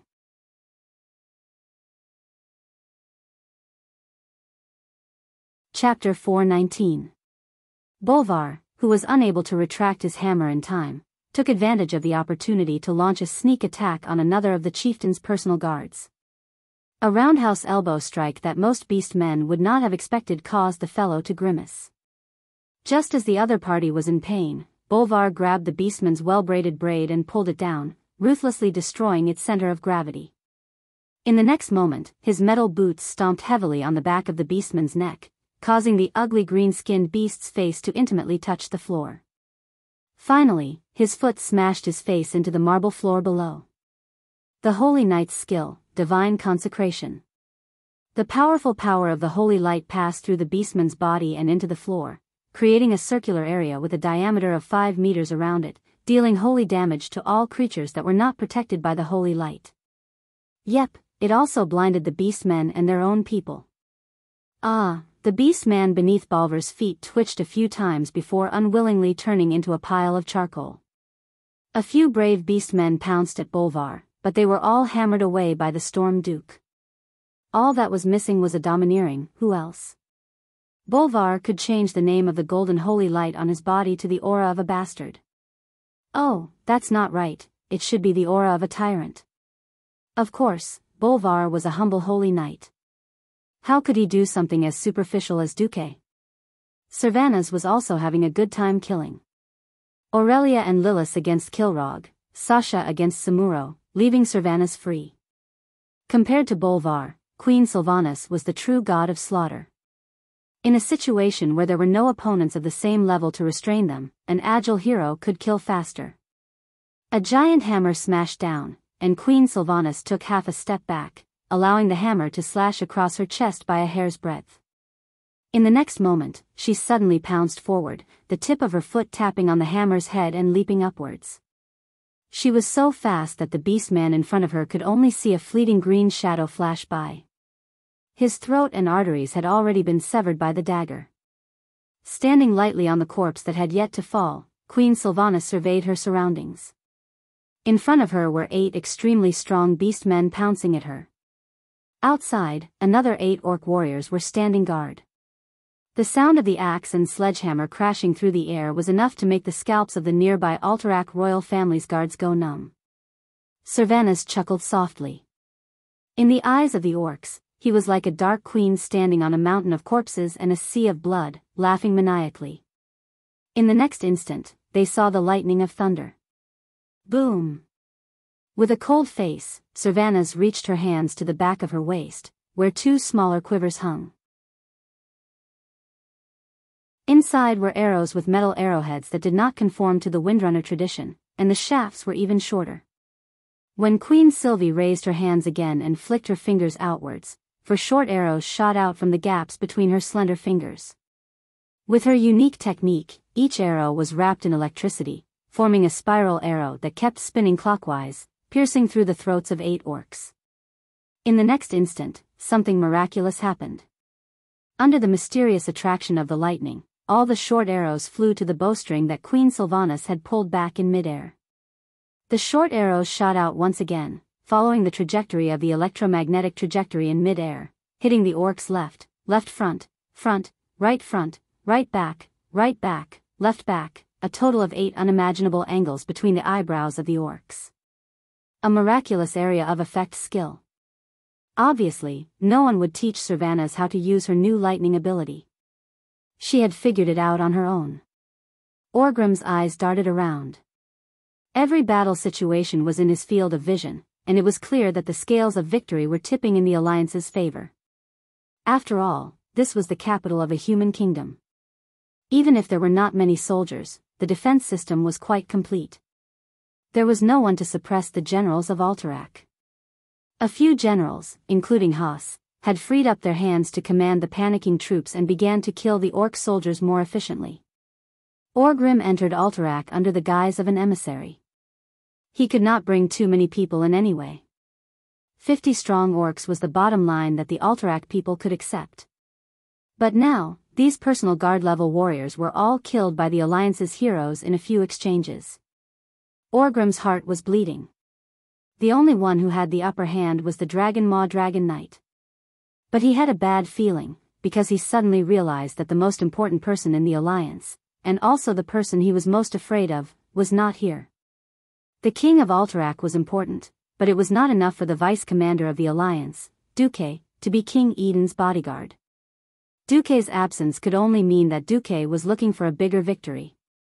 Orgrim had fought with Duque for so long, he was very clear about Duque's way of doing things.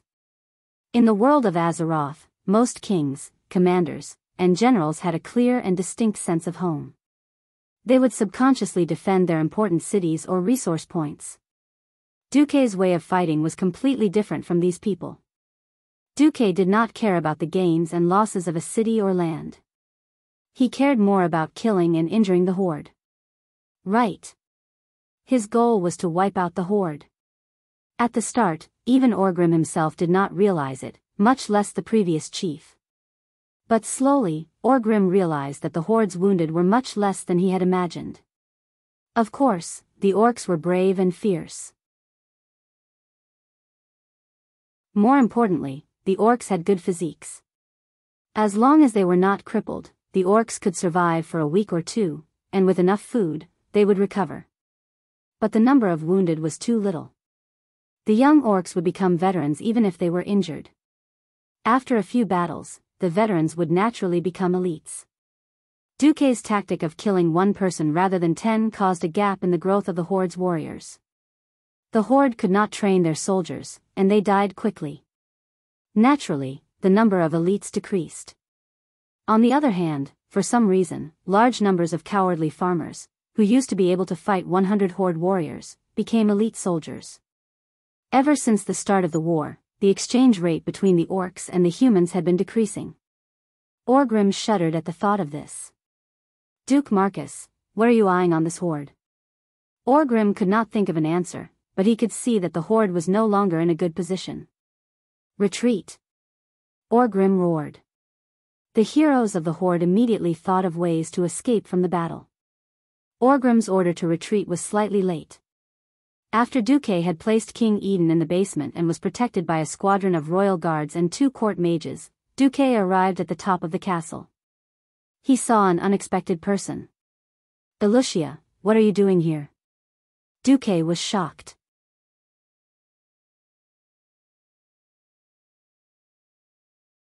Chapter 420. In Duque's plan, Alicia was not supposed to appear here. Alicia's early return to her family to meet Duke Barav was actually to pave the way for Duque to meet with the Duke. Duke Barav was a family supremacist. If he was called over by King Eden and faced the situation directly, it was obvious that whether it was out of his friendship with Eden or consideration for his family's business, Duque estimated that there was a 90% chance that he would agree to join the alliance. In history, the Barav family had also boarded Eden's pirate ship and suffered terribly from Eden. When Alterac failed to suck up to the tribe's daddy, Eden fled to the Barav family's hometown, Kayardero, and was surrounded by the alliance's troops. Duke Barav finally chose to hand Eden over. But after the war, the Barav family's territory was still confiscated, which led to the Barav family offering the entire Kayardero to the cursing sect during the Third Battle of the Dark Portal, causing the family's territory to become a scholomance where undead gathered. Since Duque knew about it, he would not let this tragedy happen. He easily convinced Duke Barav. It was simple.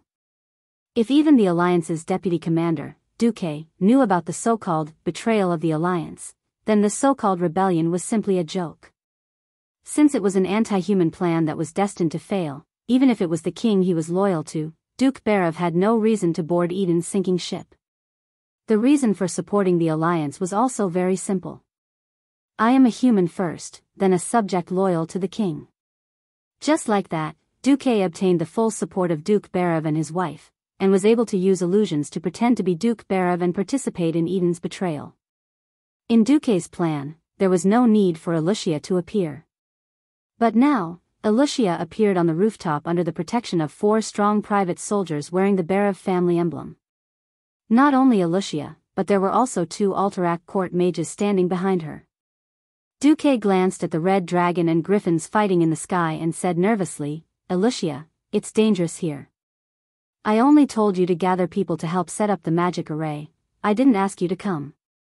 But I want to help you. Duque, you want to wipe out the red dragon army, don't you?" A strong gust of wind blew past, causing Alicia's beautiful black hair to flutter in the wind. Beneath her silver forehead ornament was a pair of beautiful, intelligent eyes. Being with Alicia had always made Duque feel comfortable. She was considerate and submissive, just like a little wife who would meekly endure whatever hardship she encountered. Not only that, but she had a good upbringing and excellent diplomatic skills, and she was also quite smart. However, Duke did not expect Alicia to be this smart. Duque smiled, "As I expected. I've seen through you." Alicia raised her chin a little proudly. "Of course, what you wanted me to do was to set up a magic circle to enhance the power of ice and snow, and I immediately thought of it. So I asked my father to use his connections to give you a little surprise." The daughter of the Barav family turned around and introduced them to Duke. "These 2 are Alterac's court archmages Gasnard and Chailt. They can give you control of the Alterac Palace's magic array." At this point, Alicia blinked. One of the magic circles in the Alterac Palace is flight restriction. Duque was stunned. To be honest, Duque was not sure if Orgrim would come. He just instinctively felt that Orgrim would not let go of the chance to control a human kingdom. That was why he borrowed the power of Duke Barav, who was in power with Alterac, to bring in half of the Silver Hand Knights and the Windrunner sisters. The Silver Hand only had about 100 elite paladins. Half of the knights only had 70 people, which was not a problem for Duke Barav. If Orgrim did not come, these people would be more than enough to suppress King Eden. If Orgrim came, the Horde would be in trouble. Since Orgrim liked to use dragoons as cover, Duque hoped to change the ratio of air forces between the 2 sides. The Griffin Knights of the Wildhammer Dwarves were strong, but they should be used in better ways than to fight the Red Dragons. So, Duque secretly asked Alicia to arrange a magic array at the top of the palace. But Duque only wanted to deal a heavy blow to the Red Dragon army, not wipe them out. He knew his own strength. It was too difficult to wipe out hundreds of red dragons with the power of a Morning Star wizard. Elucia had just told him that even Eden's most trusted court wizard was from the Bara family, and that he could control the magic array in the palace to set up a no-fly zone. Then there was hope. A wave of ecstasy welled up in Duque's heart. Duque was so excited that he could not control himself. He subconsciously hugged Elucia and patted her on the back. Ha ha ha. That's great. That's great. I'll kill you lizards this time. Elucia. You've done a great job. At first, Elucia was dumbfounded. She had never thought that Duque would be so happy that he hugged her. The next moment, a faint blush appeared on her elegant face. She said lightly, "Ugh, as long as you're happy, Duque." "Of course I'm happy." "All right, it's dangerous here. Go to a safe place quickly, I'm going to play big." With that, the simple-minded Duque threw her aside and went to discuss some matters with the two court wizards. Elucia pursed her lips, her small hands gripping the hem of her wizard robe tightly before letting go. Duque is a man who does big things. With that, she did not plan to pester Duque. After bidding farewell to Duque, she tactfully retreated. A few minutes after Duque sent a magical message, Kudrin, who was fighting in the sky, finally received Duque's message. What? Are you kidding? Of course I'm not kidding. Please, you're playing with fire with the lives of all the Wildhammer Griffin Knights and Griffins in the Eagle Nest Mountain. Kudrin almost cursed out loud, losing speed and altitude in an aerial battle.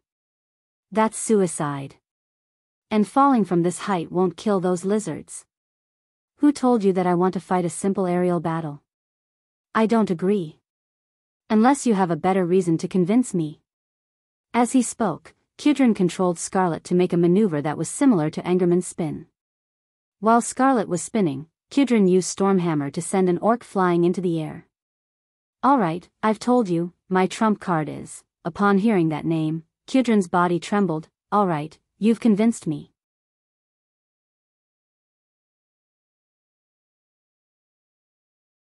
Chapter 421. Compared to the one-sided battle in the palace, the battle in the sky had reached its climax. Apart from Kudrin's initial ambush that successfully killed a group of red dragons, the rest were all bloody battles. The sky was filled with Wildhammer dwarf griffin knights and red dragon knights. A few human griffin knights were only joining in the fray, surrounding and attacking the injured red dragons. Overall, it was still disadvantageous for the alliance. It was mainly due to the individual differences. Griffins were strong, but that was only in the eyes of humans and beastmen. When facing the red dragons, the griffins were suppressed in almost every aspect: speed, strength, defense, and vitality. Only in terms of agility were the griffins slightly superior. Kudrin had been trying to make up for his lack of combat power with tactics, such as sending one griffin to lure the red dragons while the other two griffins attacked from the back, killing the dragon roar orcs first before dealing with the red dragons. Unfortunately, the overall situation was still precarious. However, with good coordination and cover, the injured griffins quickly retreated and managed to maintain the situation. Kudrin did not know how to win, and most of the Wildhammer dwarves were only relying on their vitality to support themselves. Originally, Kudrin was not optimistic about Duque's plan, but since Duque had invited that person, he decided to trust him for the time being. Duque. You bastard. If you join the Wildhammer Griffin Legion and perish here today, I will find you and beat you to death even if you hide in the depths of hell. Don't worry. Stay calm. Duque said in a magical message. Damn it, I must be crazy. While muttering to himself, Kudrin kept his storm warhammer and held the reins with one hand while blowing the horn with the other. Asterisk woo, woo, woo. Asterisk the distant and heroic sound of the horn attracted the attention of all the Wildhammer dwarves. At this moment, the sun suddenly broke through the thick layers of clouds. As if responding to the call of the Wildhammer King, the white wings of countless griffins shone with golden radiance under the sunlight. They quickly got rid of their opponents and began to gather at the center of the battlefield. But every Wildhammer dwarf was dumbfounded. The next sound of the horn was landing. A short inquiry was sent to Kudrin. The reply was still land. The Wildhammer dwarves were dumbfounded. If they landed now, wouldn't their backs be exposed to the red dragon? And it was so dense. If the red dragon came over and used its dragon breath, that would really be... Oh. Even if our king wants to roast our griffin friends, there's no need to do that, right? The Wildhammer dwarves almost burst into tears. However, there was no other way. Sensing the gathering of the griffins, the red dragons had automatically ascended to a higher altitude. Then, they all descended to a lower altitude and began diving down towards the griffins. Descend. If you don't want to die, come down to the lawn of the palace. Kudrin ordered the herald beside him to repeatedly sound the horn, while he waved his arms fiercely, ordering his men to land. Whatever. If I die, I die.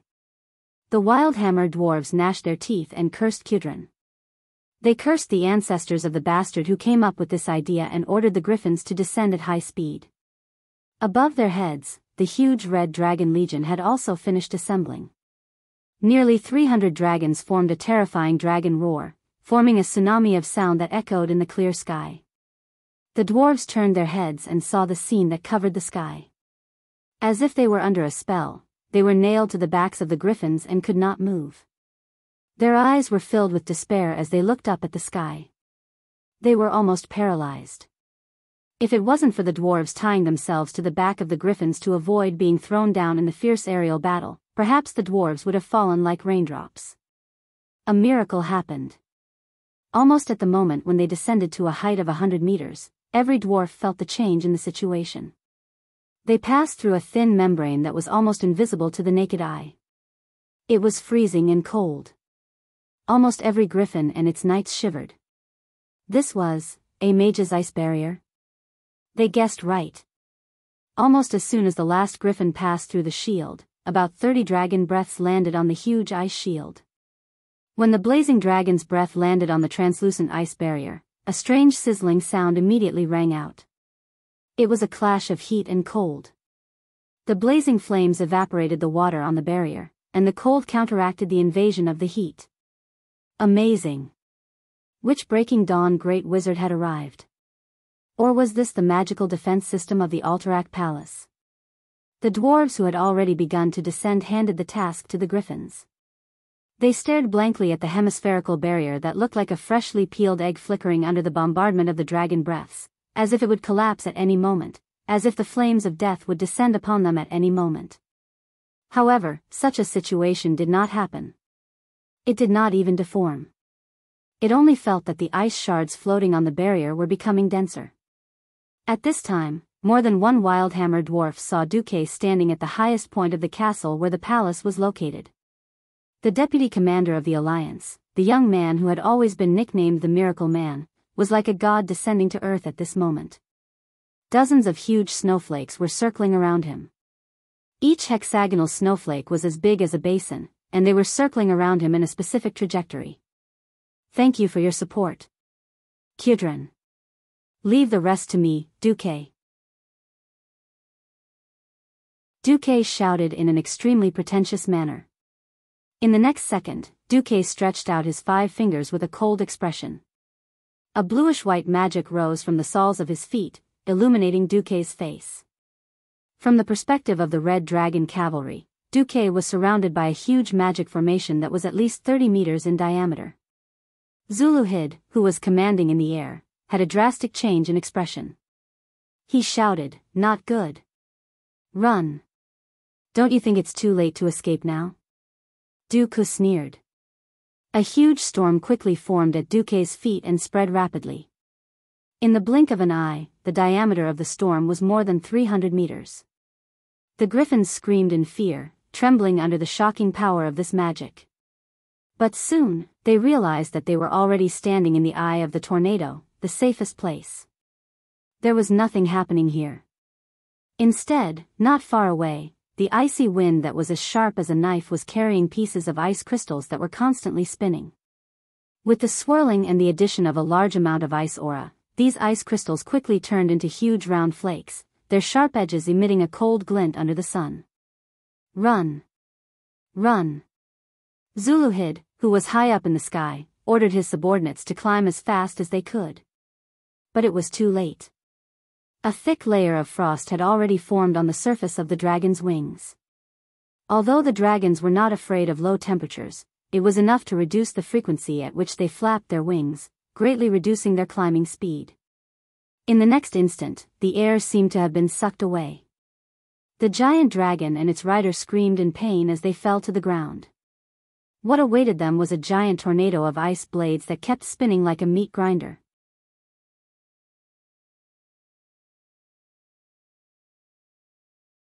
Chapter 422. Alterac Mountain was a very barren place. Apart from snow and rocks, there was almost nothing here. There were no specialties. Even if there were some mines, how could they dig in such terrible weather? Perhaps the snowmen here were the only specialties. Alterac didn't have griffins, but King Eden was afraid of griffins descending upon his castle. Thus, he set up a flight restriction magic circle on the castle.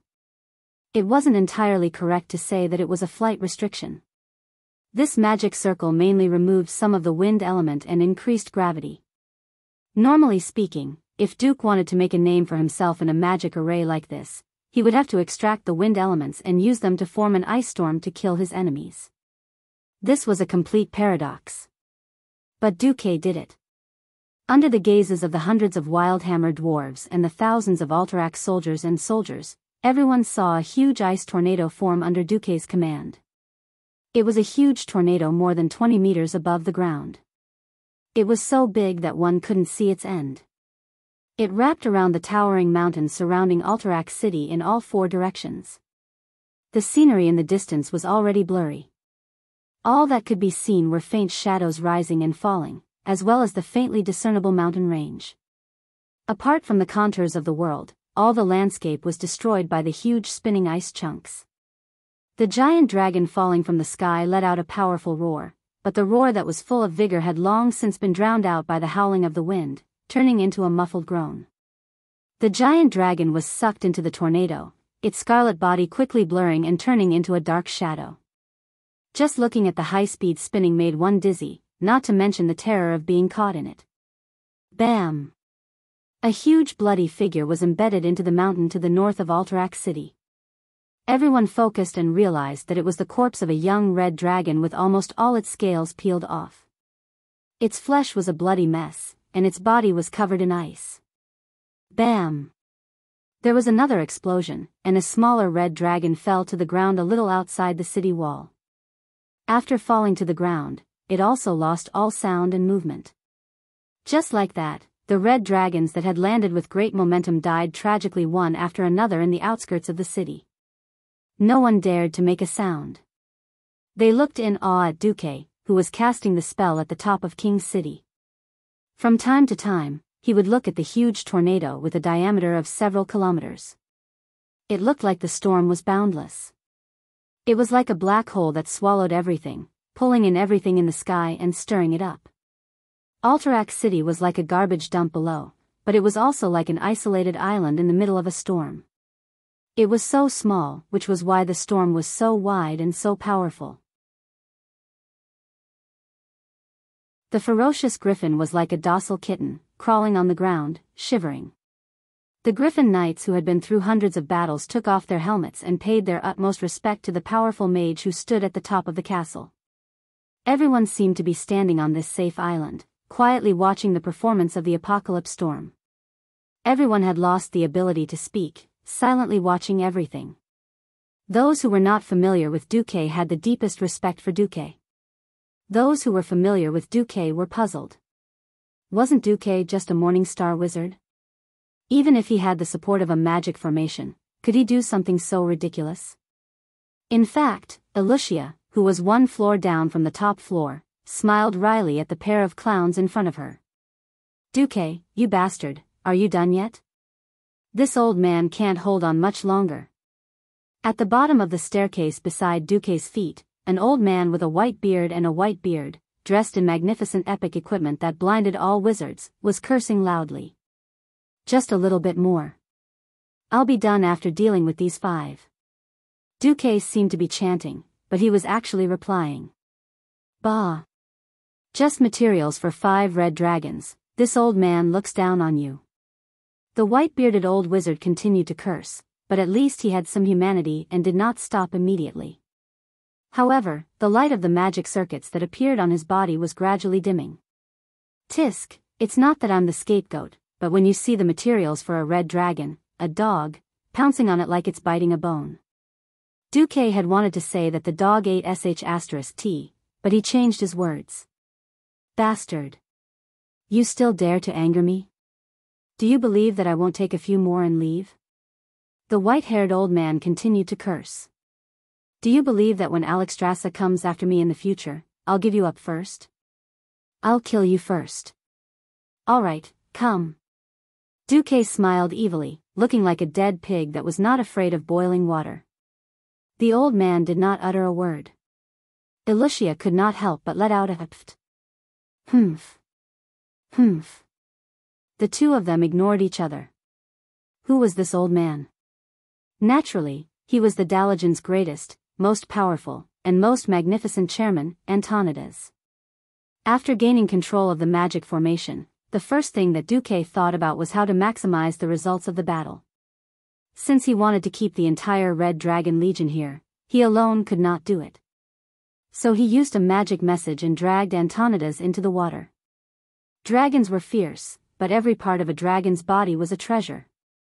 Dragon scales could be made into armor, dragon tendons could be made into powerful siege weapons, dragon skin could be made into magic materials, dragon blood could be made into magic potions. The problem was that not many people in this world dared to slay dragons. That was because the dragon race was a clan, a nest. When the young were killed, the big ones came, and when the big ones were killed, the old ones came. The older they were, the more powerful they were. This was especially true for a large family like the Red Dragons, which had thousands of members. If the Red Dragons went all out, they had the power to flatten a country. So most adventurers and mages could only stare at the treasures the dragons had on them. For thousands of years, they had been waiting for a traitor to appear in the dragon clan. Well, actually, there were a few traitors, such as the Black Dragon clan. However, the Black Dragon clan was extremely arrogant, and they appeared and disappeared mysteriously. Who could catch them? This time, Duque directly proposed to Antonides that he would slay a large number of dragons in his own name and split the profits with Antonides. Antonides could not refuse this temptation at all. Rumor had it that the Red Dragon Queen was being controlled, causing the Red Dragons to join the horde against the alliance. Who knew if Alexstrasza would come after him after she got out of trouble? Now that Duque had sworn that he would take care of the Red Dragon Queen, Antonides's thoughts became active. In the end, he could not resist the temptation and was dragged down by Duque. The world only saw Duque's arrogance and dominance. Who would know that Antonides, one of the only 2 Breaking Dawn mages in the world, was at Duque's feet helping him?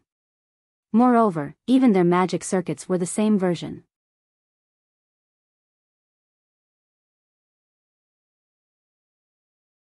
Chapter 423. The advantage of being a transmigrator was on full display at this moment. Knowing that Eden wasn't kind, Duque was able to stop the situation from worsening and turn defeat into victory. Knowing Alexstrasza's true situation, Duque wasn't afraid of the Red Dragon Queen's revenge. Having so many of the dragon race's descendants killed was a very sad thing. But being controlled by Demon's soul for a lifetime, being tortured by the crippled beastman Necros every day without being able to resist, and having to send the Red Dragons to their deaths, this was the true tragedy. As long as Duque broke Demon's soul's control over Alexstrasza, the Red Dragon Queen wouldn't be able to thank him enough. Why would she vent her anger on him for slaughtering her descendants? Thus, Antonides's fear was completely unfounded. Because of an unlikely event, he felt that he owed Duque a huge favor. Antonides was also a model of taking advantage of others. Oh, that wasn't entirely true. At the very least, the Red Dragon scales and skin had earned him quite a bit. Of course, this didn't stop Duque from showing off. At the edge of Alterac City, Horde Chief Orgrim and his old comrades watched this scene in shock. Duke, who was standing on top of the city, was like a god, waving his arms, summoning gales and blades of ice, wantonly splitting the sky, causing the giant dragons in the sky to scream and fall to the mortal world. Not a single dragon could escape the terrifying storm. Not a single dragon had the ability to pass through the storm and give Duque the slightest blow. These overlords of the sky that usually soared in the sky were now no better than pigs in a slaughterhouse, being slaughtered one-sidedly. Orgrim guessed that this was the work of the humans' magic arrays. As a warrior, his knowledge of mysticism was still lacking.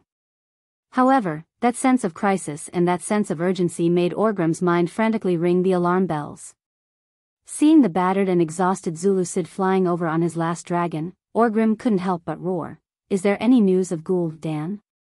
The tribe needs his evil power right now." Zulud gritted his teeth and lowered his head.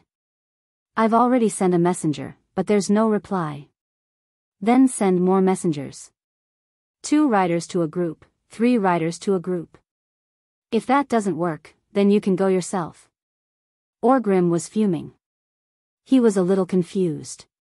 Could it be that every capital city in this world had such a powerful magic defense system? Stormwind City burned down 100,000 orcs. As soon as Kuel Salus entered the country, he had to rely on Gul'dan to break through the magic defense system. Even Alterac, the weakest of the 7 human kingdoms, had a magic formation that could annihilate hundreds of dragons. Wouldn't the magic defense of Lordaeron, the strongest human kingdom, be? Orgrim didn't dare to imagine it. Even after sending Zuluhid away, Orgrim was still in a bad mood. He could not help but mutter, "Does every kingdom have this many defensive magic circles? That doesn't seem to be the case, Great Chief." A voice that Orgrim didn't recognize sounded. The Great Chief turned around and saw an unfamiliar face. It was a sword saint of the Fireblade clan. This young sword saint seemed to be here to report on a mission. The only thing that Orgrim was curious about was that the sword saint was carrying a human in each hand. Sensing the Great Chief's suspicious gaze, the sword saint immediately explained in the orc language, "Just now, I used Blade Storm to kill a lot of human nobles, but these 2 young humans with the Duke's insignia have magical defensive devices on their bodies and escaped death. I think they are very important human nobles.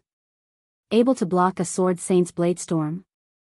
There weren't many of such devices, and even if there were, they were very expensive. Orgrim remembered that Samuro had said that he almost killed the king of Stormwind, and that the king did not have such anti-weapon devices. Most beastmen were uncouth, and only a few Great Chief were willing to learn the common language and human knowledge.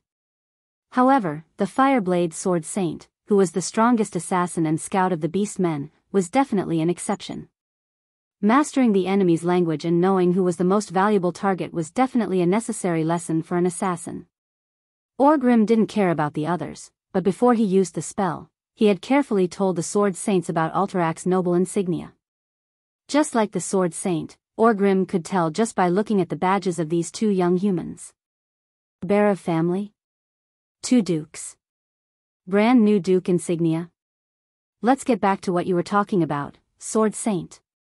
As Orgrim spoke in orc language, he flashed a sinister smile at the 2 young humans who were panicking. The 2 of them were so scared that they peed their pants. There were obvious water stains on their crotches. The Sword Saint didn't care at all and replied in orc language, "I just casually asked them, and they swore that Alterac definitely doesn't have such a terrifying magic defense." Orgrim was overjoyed. He turned to the 2 of them and spoke in human language, "I am the Great Chief of the Horde, Orgrim Doomhammer. The Horde's plan failed tonight, and I am very unhappy. Between the 2 of you, I'm only going to keep the most valuable one. The useless one will be the ogre's dinner." He purposely grinned, letting his sharp, crisscrossed fangs dangle in front of the 2 similar-looking fellows. In fact, to the 2 of them, he looked more like an ogre. I'll talk. I'll tell you everything I know. Don't eat me." The older one looked like he was about to cry. "No. Listen to me, that useless Wilden doesn't know anything. Don't listen to Alex." Orgrim was annoyed. He roared and pointed at one of them. "Shut up. I'll ask, you answer," Orgrim asked as he led the dispirited chieftains. But as he asked, Orgrim's eyes lit up. Ha ha ha ha. The entire mountain path echoed with Orgrim's wild laughter. He patted Kilrog Deadeye's shoulder. "We've found a treasure. Today is actually the Horde's lucky day." Orgrim didn't expect that what he couldn't accomplish with so many powerful chiefs would be accomplished by the two kids that were captured by the Sword Saint. These two young men weren't just any Tom, Dick, or Harry. They were the two precious sons of Duke Berev, Walden Berev and Alex Berev.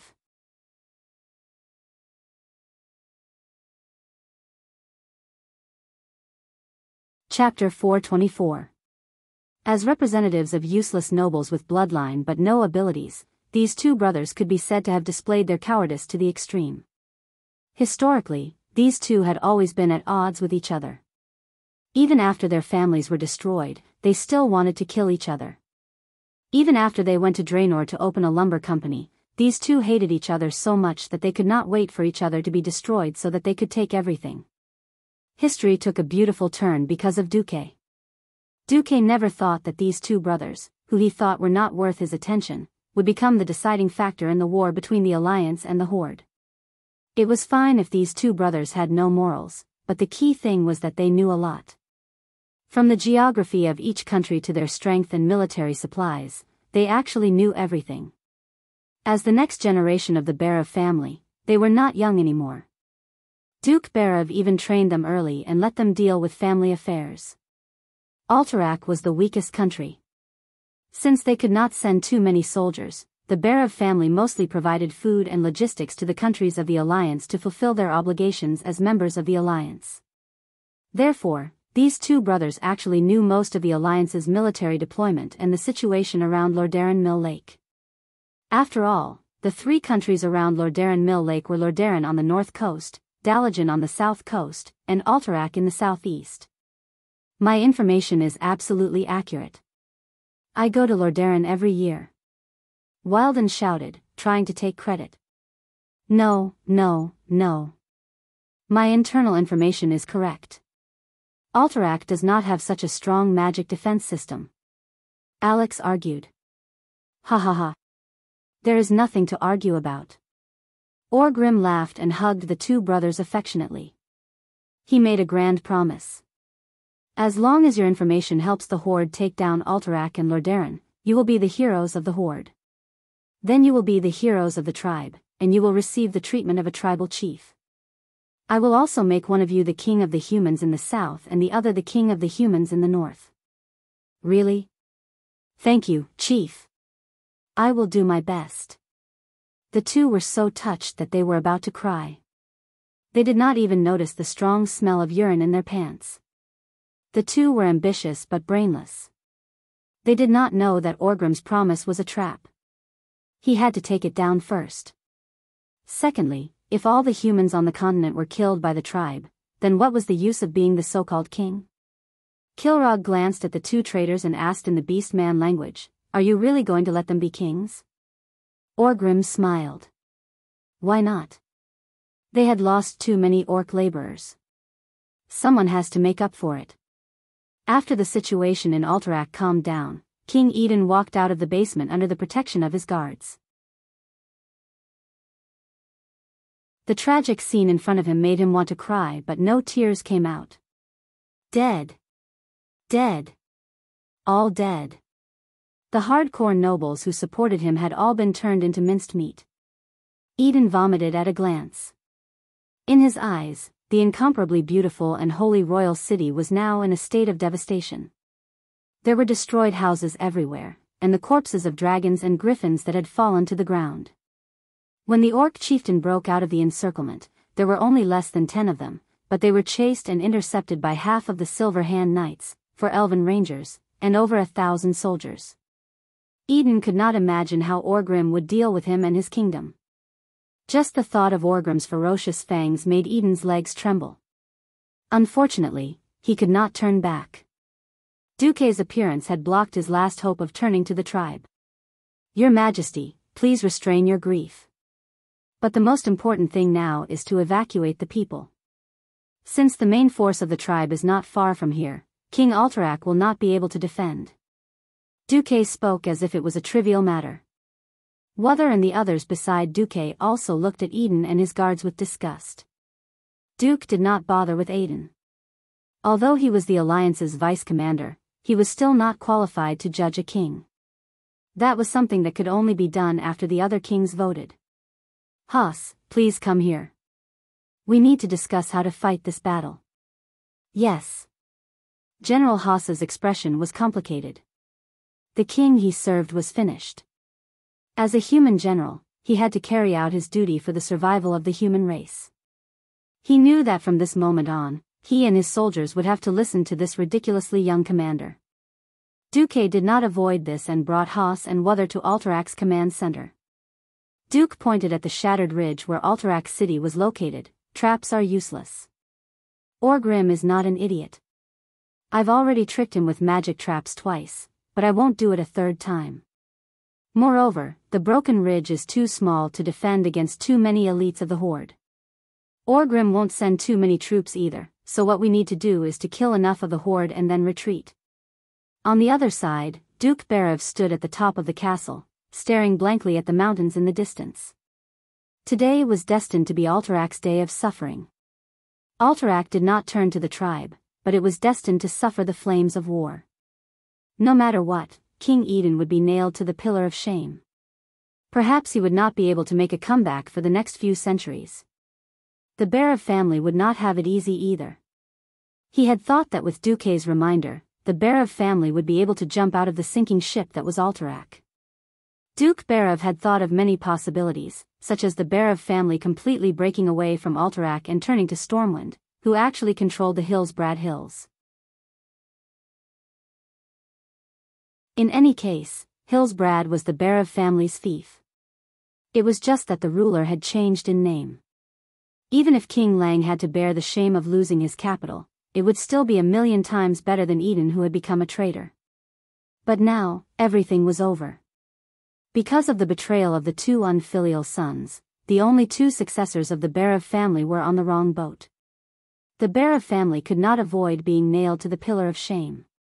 Worst of all, an eyewitness told Duke Berev that his two sons had been kidnapped by the tribe's sword saint. Alex Berev trembled all over. He knew his son's character too well. What if, just as he was about to collapse, King Eden walked over? Alex. Is this the ending you wanted? You and I are finished. Our family is finished. Not only did we not get anything, we have to give up everything. Eden waved his arms in agitation. Duke Berev was speechless. He looked at his childhood friend in a daze, his gaze unfocused. Just as the Duke was about to say something, the two guards beside Eden suddenly flew out.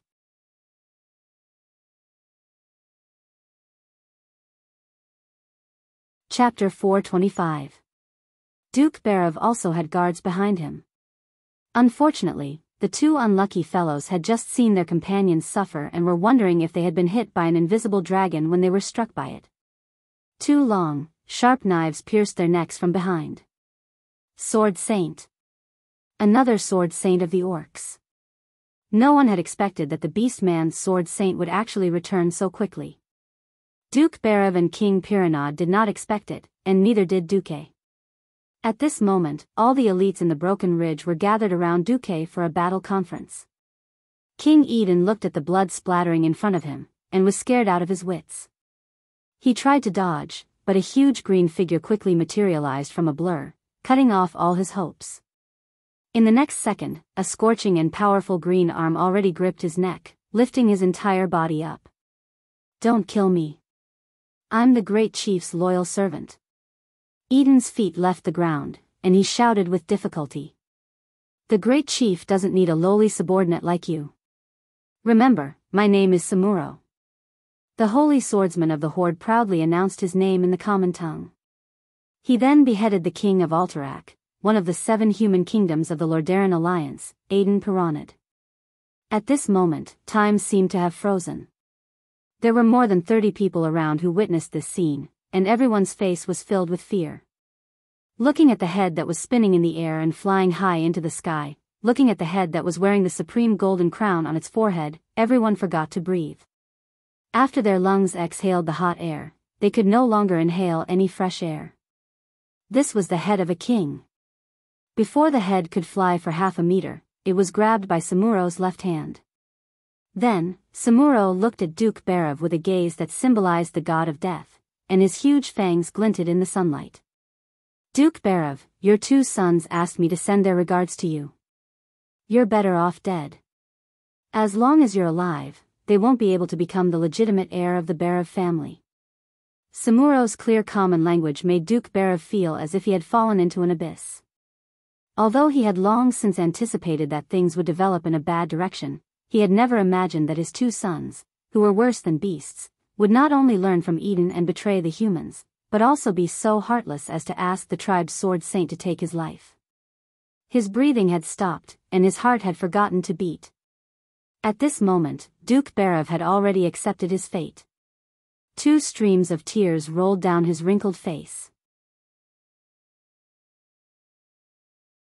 Who would have thought that his illustrious reputation would be ruined in the hands of his 2 scum sons? Perhaps this was the result of him being too busy with his career and not disciplining his children. Just when everyone was in despair, a dazzling flash of light suddenly appeared between Duke Barav and Samuro's falling longsword. Dang! In Samuro's eyes, the dark blue ice barrier was like a huge block of ice that had suddenly appeared. This solid block of ice mercilessly rejected Samuro's attempts to raise his martial merit further. Duke had arrived. Using his powerful spatial sense and positioning ability, he flashed 3 times consecutively and ran from the command room to the roof. He had blocked this crucial attack. Samuro's sharp pupils constricted at lightning speed. Duke Marcus. Even though his entire body was sealed in ice, and even though he seemed to have used his last trump card, as the most feared enemy of the entire tribe, he seemed to have an endless supply of trump cards. Samuro believed that he could firmly suppress a Morning Star wizard who had used his trump card, but killing him would consume too many skills and waste too much time. His target was King Eden. As a sword saint with high attack and low defense, his use was reflected in concealment and surprise attacks. Without concealment and having lost the initiative, how could a sword saint go head-on against a powerful wizard with an infinite number of control techniques? Samuro did not hesitate to pull away and dodge.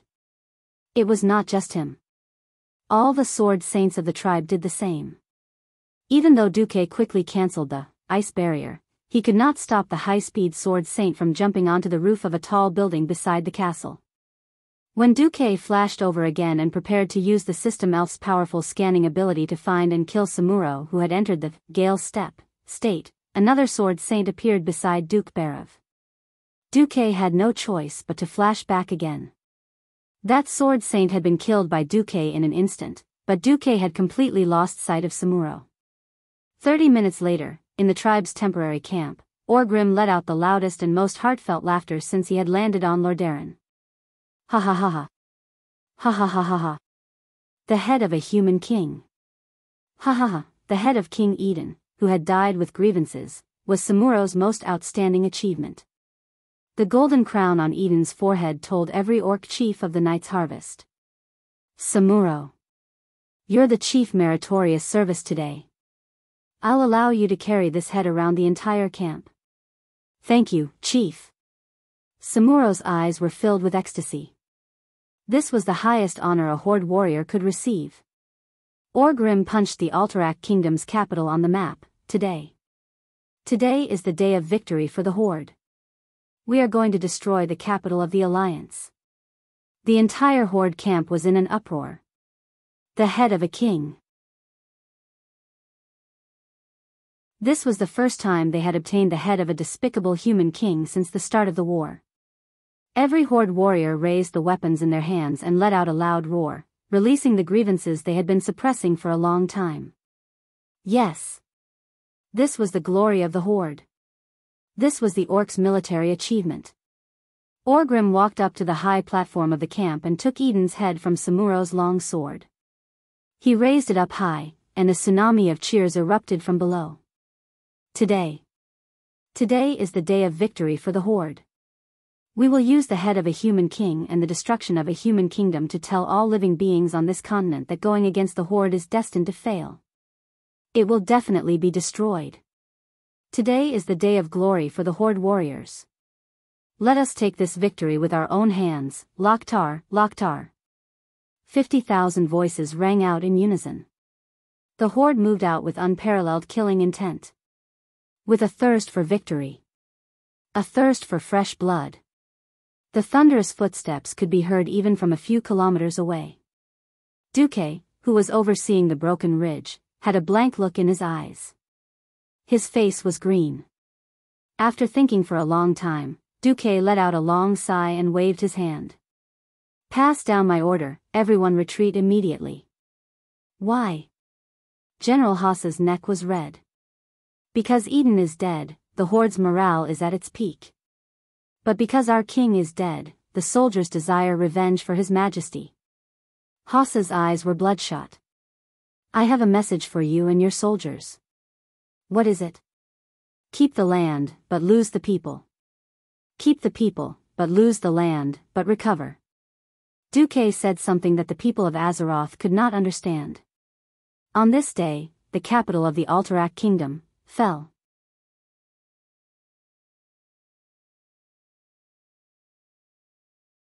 Chapter 426.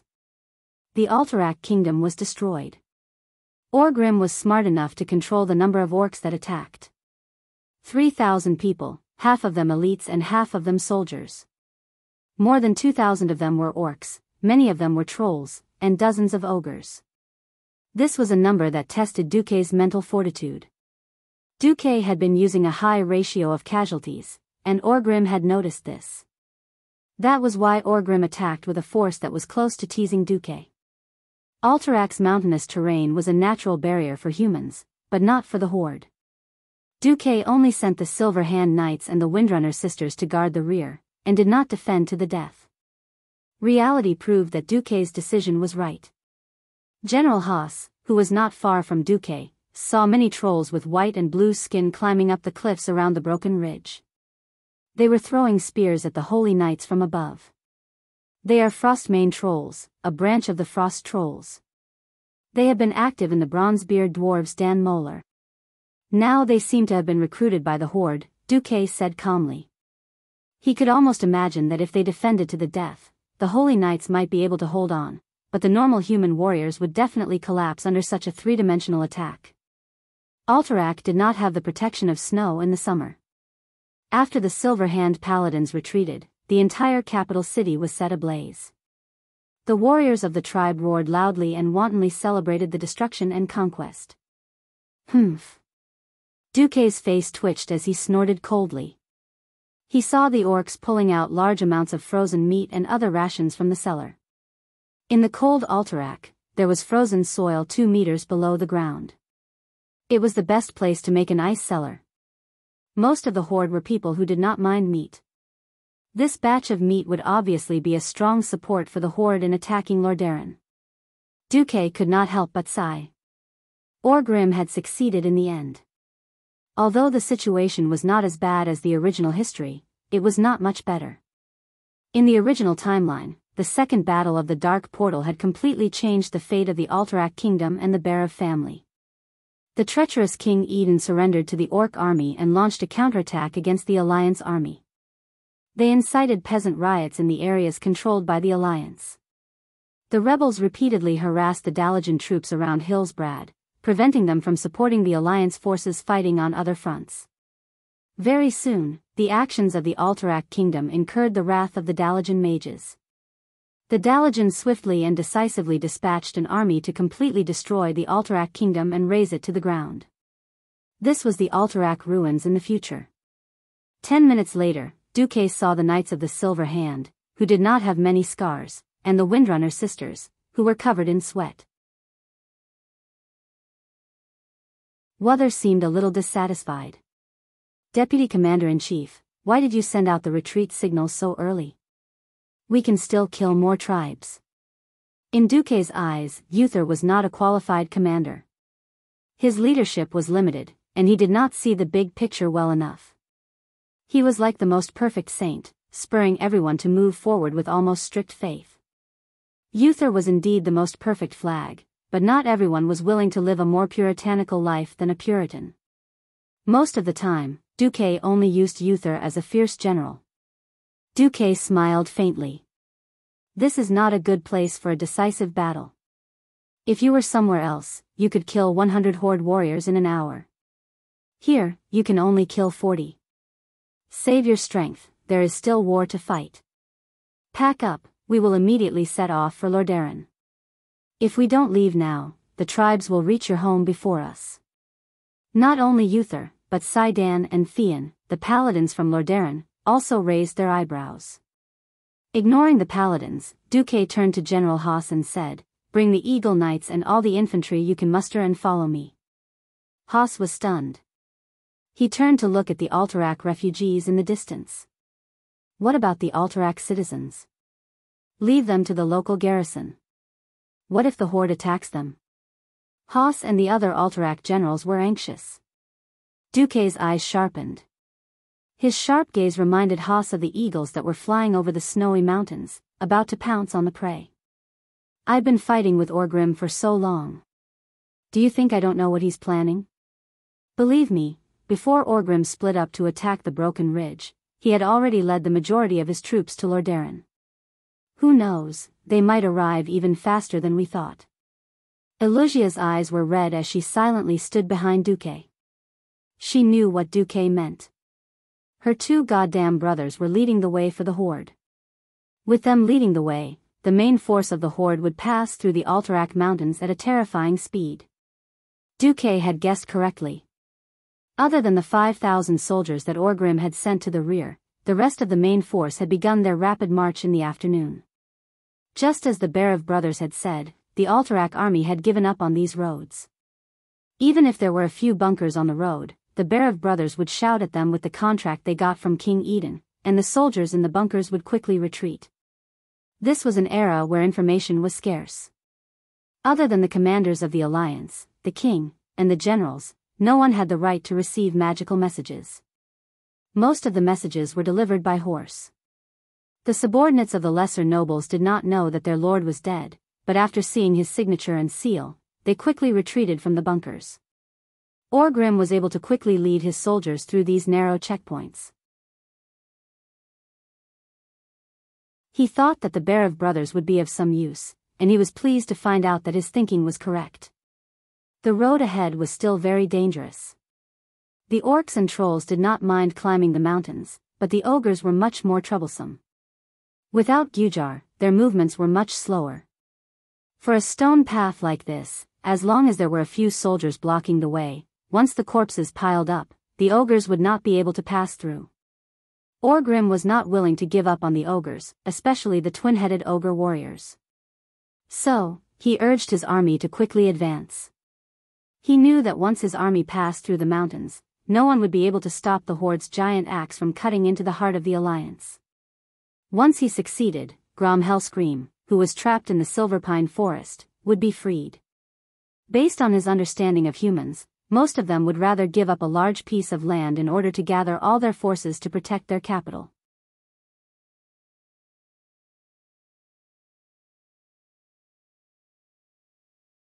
Chapter 427. The main force of the horde spent 2 days traversing the snow-covered mountains, descending west to the hilly region. Until now, the beast men had not seen a single human. Some of the warriors even grumbled that they had lost the chance to kill. However, the conquerors of the Alterac kingdom caught up from behind and triggered their nerves. Their great chieftain assured them that they would soon have that opportunity. Yes, they would have the chance. 3 days ago, when news of Alterac's destruction spread, Lordaeron, and even the entire Alliance, had a heated argument. In the command tent of Lordaeron's front line between Silverpine Forest and Tirisful Glades. A noble general roared like a madman, "That kid in the vice-commander's seat is an idiot. We gave him 50,000 troops, but he still let the horde get under our noses." Mograine, who knew Duque the best, mocked him with clear disdain. "If you lead the army, you'll only give 50,000 to those barbaric green monsters. Retreat. Fail. Lose the capital. This is the second in the alliance to lose the capital. Who's next? Lordaeron?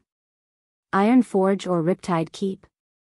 Are we competing to see who will fall faster? No, we must keep the initiative in the hands of the people of Lordaeron. Your Majesty, you should use your influence to take back the position of commander and vice-commander. Another duke jumped out and slammed the table, attracting everyone's attention. His suggestion was immediately echoed by many nobles. Bang! Bang! Bang! He slammed the table, and Mograine did the same. As one of the few nobles who was extremely powerful, Mograine was not inferior to anyone in terms of making noise. Watch your mouth. Duke Shade. Changing the commander will only cause more chaos. Mograine's exposed muscles bulged, his veins bulging. The two commanders you speak of have done a good job. Under their leadership, we killed 500,000 beastmen. The only reason for this is that there are too many damned greenskins. The one called Santos did not give up. If His Majesty Menethil leads us, we can kill 1,000,000 orcs. Admittedly, this was a very skillful bootlicker. If it was any other time, King Tyrrhenas would have accepted it with a smile. Unfortunately, this was a time when they needed the help of the allies the most. The King of Lordaeron, who was sitting on the highest seat, said calmly, "If I were the commander, there would be no alliance." The nobles immediately shut up. The white-haired King Tyrrhenas rubbed his temples and turned to look at his best commander, High Lord Mograine. "What is your opinion?" "My Mograine. We can only retreat. The best soldiers of Lordaeron have been transferred here. The remaining city guards can't possibly deal with the core elites of the Horde.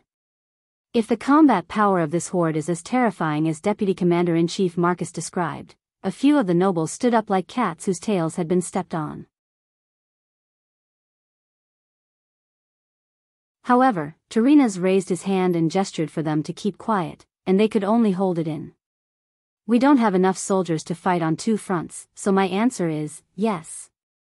Ignoring the murderous gazes of the nobles whose fiefs were in the Tirisful woodlands, Mograine gritted his teeth. "We don't have enough troops to fight on two fronts, so my answer is, yes. My Majesty. We cannot afford to lose Lordaeron." Everyone knew this, but it was a different story when it came to the Horde. Everyone knew that the Horde was a swarm of locusts that would consume all the resources wherever they went. The Horde was a nomadic people, and they had no concept of sustainable development. They hunted all the beasts in the forest and cut down all the trees. When they had no other choice, they would let the laborers feed the animals with plants. For example, the pigs captured from the humans were very much to the beastmen's liking. After fighting in the Silverpine Forest for so long, they had almost destroyed the entire forest. It was summer, and it was difficult to find a tree with green leaves. Once they retreated, the Silverpine Forest would become the template for the future Tirisful woodland. Now that they saw the bitter faces of the Tirisful woodland lords, the lords of Silverpine Forest who had suffered for a long time felt like gloating over their misfortune. However, retreating to Lordaeron was also a painful choice. After being surrounded by the Horde from both east and west, Lordaeron would lose all contact with their own territory. If they wanted to get supplies, they could only rely on Lake Lordaeron. To the east of the lake was a mountain, to the west was the destroyed Silverpine Forest, and to the south was the Dalagen. The Dalagen had never been known for their food production. What was particularly ironic was that the grain production area controlled by the refugees from the Stormwind Kingdom in Hillsbrad had become the backbone of the Alliance's food supply a year later. Alright, next topic. Since we've decided to retreat, how do we do it? The Horde in the Silverpine Forest had obviously received the news, and their attacks had become more frequent in the past 2 days. "If we retreat now, we'll all be wiped out if the Horde catches up to us," Mograine warned solemnly. "In principle, we have to leave some troops behind to cover our retreat." Hearing this, many lords' facial muscles twitched, and they lowered their heads. Some even took small steps back, afraid that their king would take a liking to them. Tyrrhena's expression did not look good. He waved his hand, and a servant immediately handed Mograine a note. "I'm not very familiar with military matters. This is an idea that Duque gave me using magic. What do you think? Mograine's eyes lit up when he saw it. He said excitedly, he really is a military genius. Grom Hellscream personally led the army to attack the northern defense line of the Silverpine Forest. As a pure warrior, he did not know much about strategy. Since Orgrim had sent him a letter to lead the army to the north, he continued to send small groups of troops to attack. The humans' performance when they had a solid base was much worse than when they were fighting in the wild. If these guys were allowed to return to Lordaeron, it would definitely increase the difficulty of the attack by a few levels. For the past few days, there had been continuous drumming in the north, as if telling the horde that they were on guard. In reality, as soon as the horde's troops got close, the drumming would become more intense, and according to the scale of the horde's attack, more human troops would pour out from the camp. The annoying paladins disappeared for 2 days, and then returned. The Silver Paladins even personally killed small groups of troops. This situation lasted for 3 days, and then Grom suddenly realized that something was wrong. Oh no! The humans are escaping.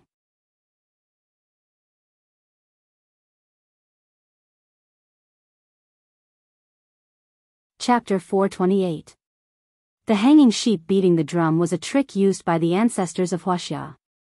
It was definitely something new for the tribes. When Grom led his army towards the Lordaeron camp that had at least 100,000 people, he only saw less than 1,000 cavalrymen and dozens of paladins torturing his small army.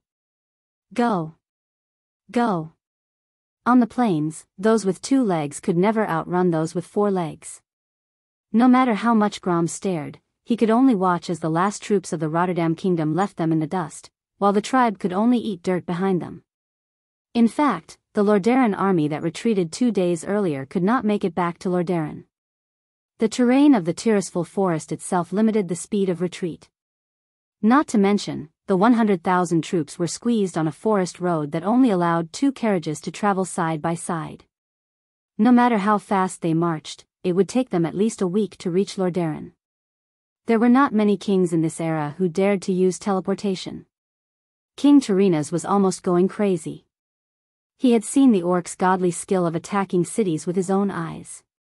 2 orcs carrying a tree trunk dared to rush towards the gate of the city.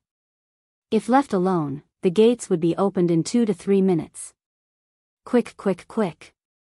My Kalia. My Arthas. Tyrrhena's heart broke when he thought of his wife and children who were still in Lordaeron. Unlike most other kings, Tyrrhena's had children at an old age. He only had Kalia when he was almost 40, and then Arthas. In this era where people married early and had children early, it was not wrong to say that he had children at an old age. He did not spoil his children very much, but he loved them as much as any father in the world. Tyrrhena's had already asked Mograine to abandon the army and lead the Lordaeron knights back.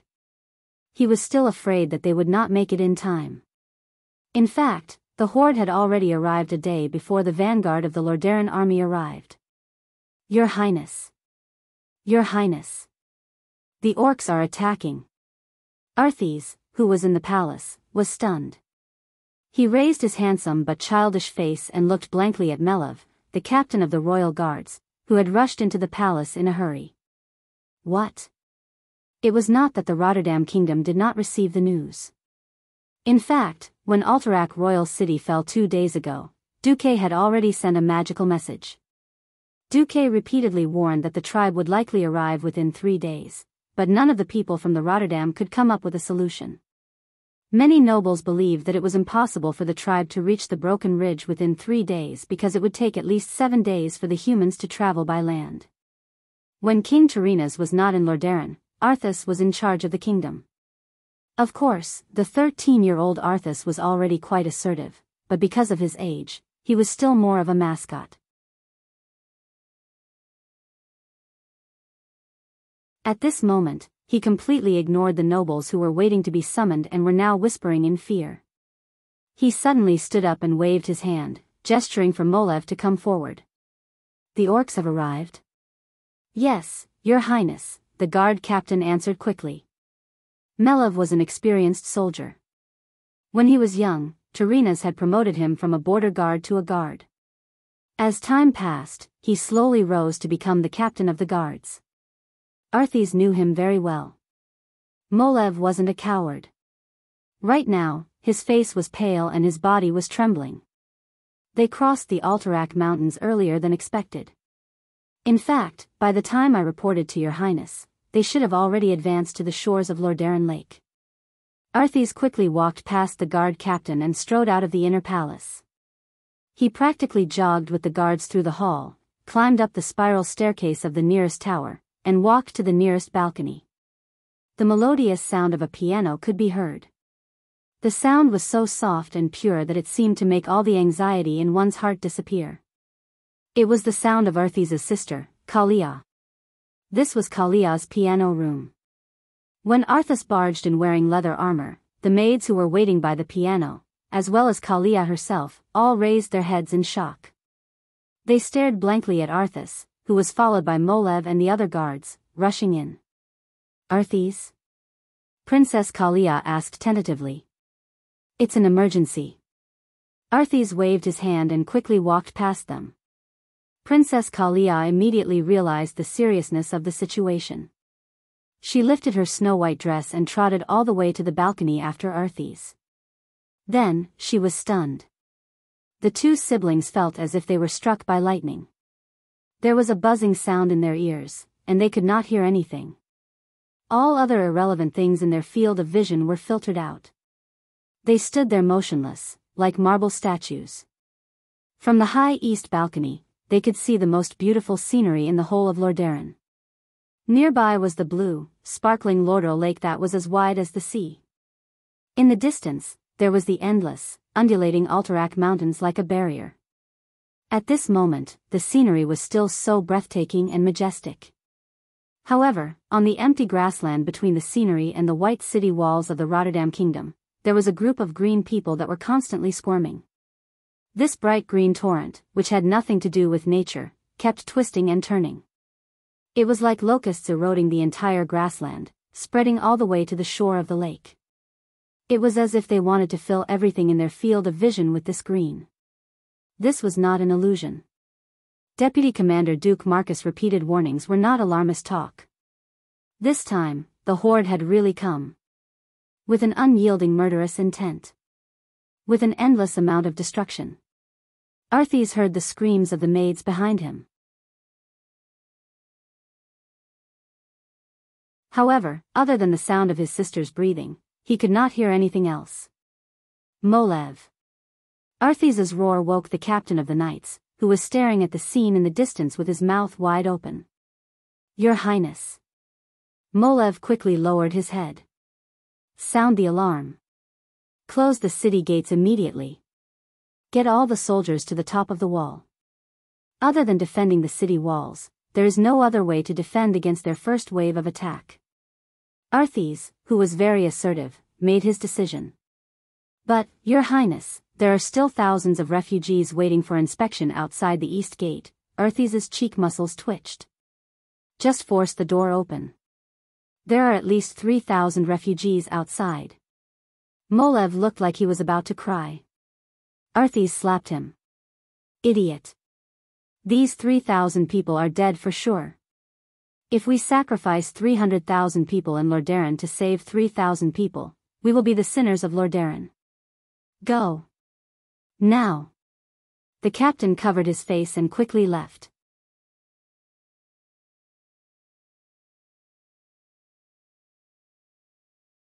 Chapter 429. Prince Arthas was right. This was the only way he could save the majority of his people. To be so resolute at such an inexperienced age was definitely a rare and valuable quality. Arthas was also wrong. This was the same as abandoning his own people, even if it was only a small part of them. In this era where sacrifice, courage, and chivalry were emphasized, most kings who were brave enough would choose to send their generals or even personally lead the army to fight for a chance of survival for their citizens who had yet to enter the city. Princess Kalia covered her mouth and nose in shock, looking at Arthas in disbelief. It was as if she had just met Arthas for the first time, and not as a good brother and sister who had been in love with each other for 13 years. Sister. Father took away almost all the generals and mages. He didn't even leave any champion knights for me. Arthas complained angrily. Yes, no matter how brave a general was, he could not lead a group of pigs to victory. The pressure on the western front was too great. In the Silver Pine Forest, Grom Hellscream's ferocious attack was undoubtedly the best feint. King Tyrrhena's was forced to take away almost every professional soldier in Lordaeron, except for the royal guards.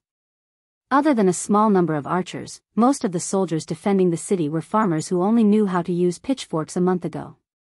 They could not even put on their armor. Sister, you stay here. After saying this, Arthas left Kalia in a daze and walked down the tower. Molev followed closely behind. Molev.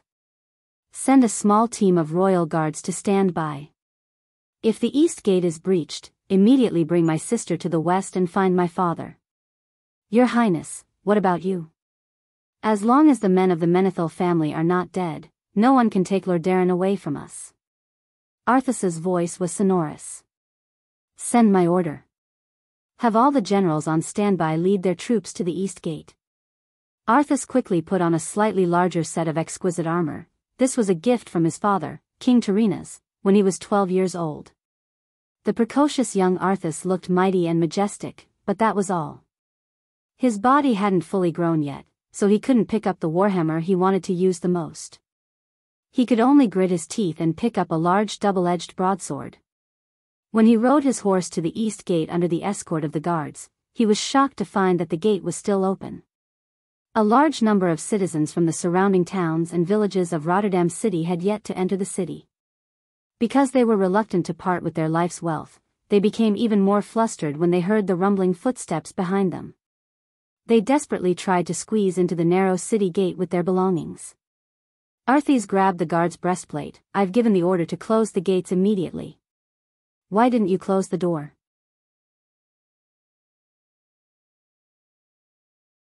Do you want to kill 300,000 citizens of Rotterdam? The guard at the gate argued loudly, but they are our neighbors and good friends. I know quite a few of them. Sister Mary, the traveling merchant Anon who always goes to the Silver Pine Forest. They're here. Molev exclaimed. Arthas followed the guard captain's finger and looked to the east. It was different from the view from the balcony of the tower. From this angle, he could first see a small forest a kilometer away, then the lake further away. At this moment, the fastest group of orcs had already rushed out of the small forest. The orcs were charging at a very fast speed. Although they were not as fast as the fastest horses, they were not much different from the full speed of a pack horse. Arthas grabbed the monocular from the hands of a general next to him, and he immediately saw a shocking scene. These green-skinned beasts had the same body size as the strongest humans.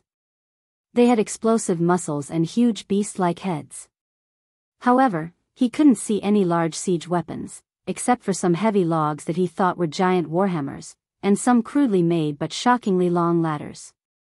What shocked Arthas the most was that the height of these ladders matched the height of the city walls of Rotterdam. Other than that, what entered his vision were giant hammers, axes, and extremely blunt swords that humans couldn't wield. He was also sure that they definitely had iron hooks and ropes. They were unimaginably barbaric, but they had extraordinary intelligence. Ah! The people under the city gate screamed even louder. They crazily squeezed into the city gate, pushing and shoving each other. The more panicked they were, the more they squeezed into the city gate. The drawbridge of the moat was filled with people and animals pulling carts. Arthas's eyes almost popped out of his head when he saw a carriage overturned on the drawbridge. A horrifying scene appeared in his and the other guards' minds. In less than 10 minutes, those brutal green-skinned beasts would step over the corpses of these idiots who wanted to squeeze into the city. They would rush into Rotterdam through the city gate that was wide open because of these guys, turning the entire city into a sea of fire and pushing 300,000 people into hell. Shoot! Shoot at those mobs! Arthas's fierce shout was like that of a devil. But, those are our brothers and sisters. The guard at the city gate shouted. He looked like he was about to cry. The next moment, his voice stopped abruptly. He had never imagined that his head would be cut off by the most respected Prince Arthas with a single strike. At least 100 people witnessed this scene, and each of them was so shocked that their mouths were wide open, unable to close. Bastard! For the safety of 300,000 people. In the name of Arthes Menethil, I order you all to shoot. Otherwise, all of you will die with these mobs. The thunderous shout finally woke up the stunned archers. They gritted their teeth with tears in their eyes and started shooting. The citizens of Rotterdam who were rushing into the city cried even louder.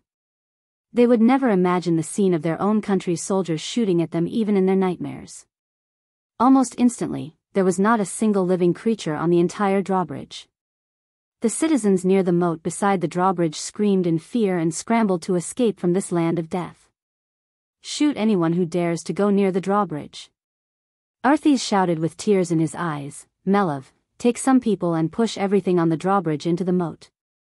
Then, raise the drawbridge as fast as possible. Melov did as he was told. They pulled every single citizen who was still in shock into the city and pushed most of the corpses and debris into the moat. However, an overturned carriage was firmly pinned down on the drawbridge.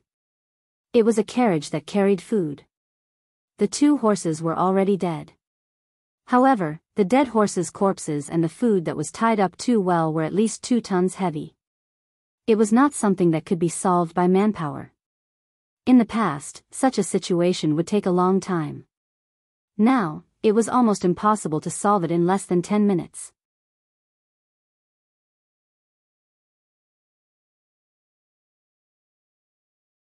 Chapter 430. In the distance, Orgrim was overjoyed at the sight. Ancestors above! Attack that gate! The great chief's voice inspired every beast-man around him. The beast-men who did not participate in the destruction of Alterac shouted loudly.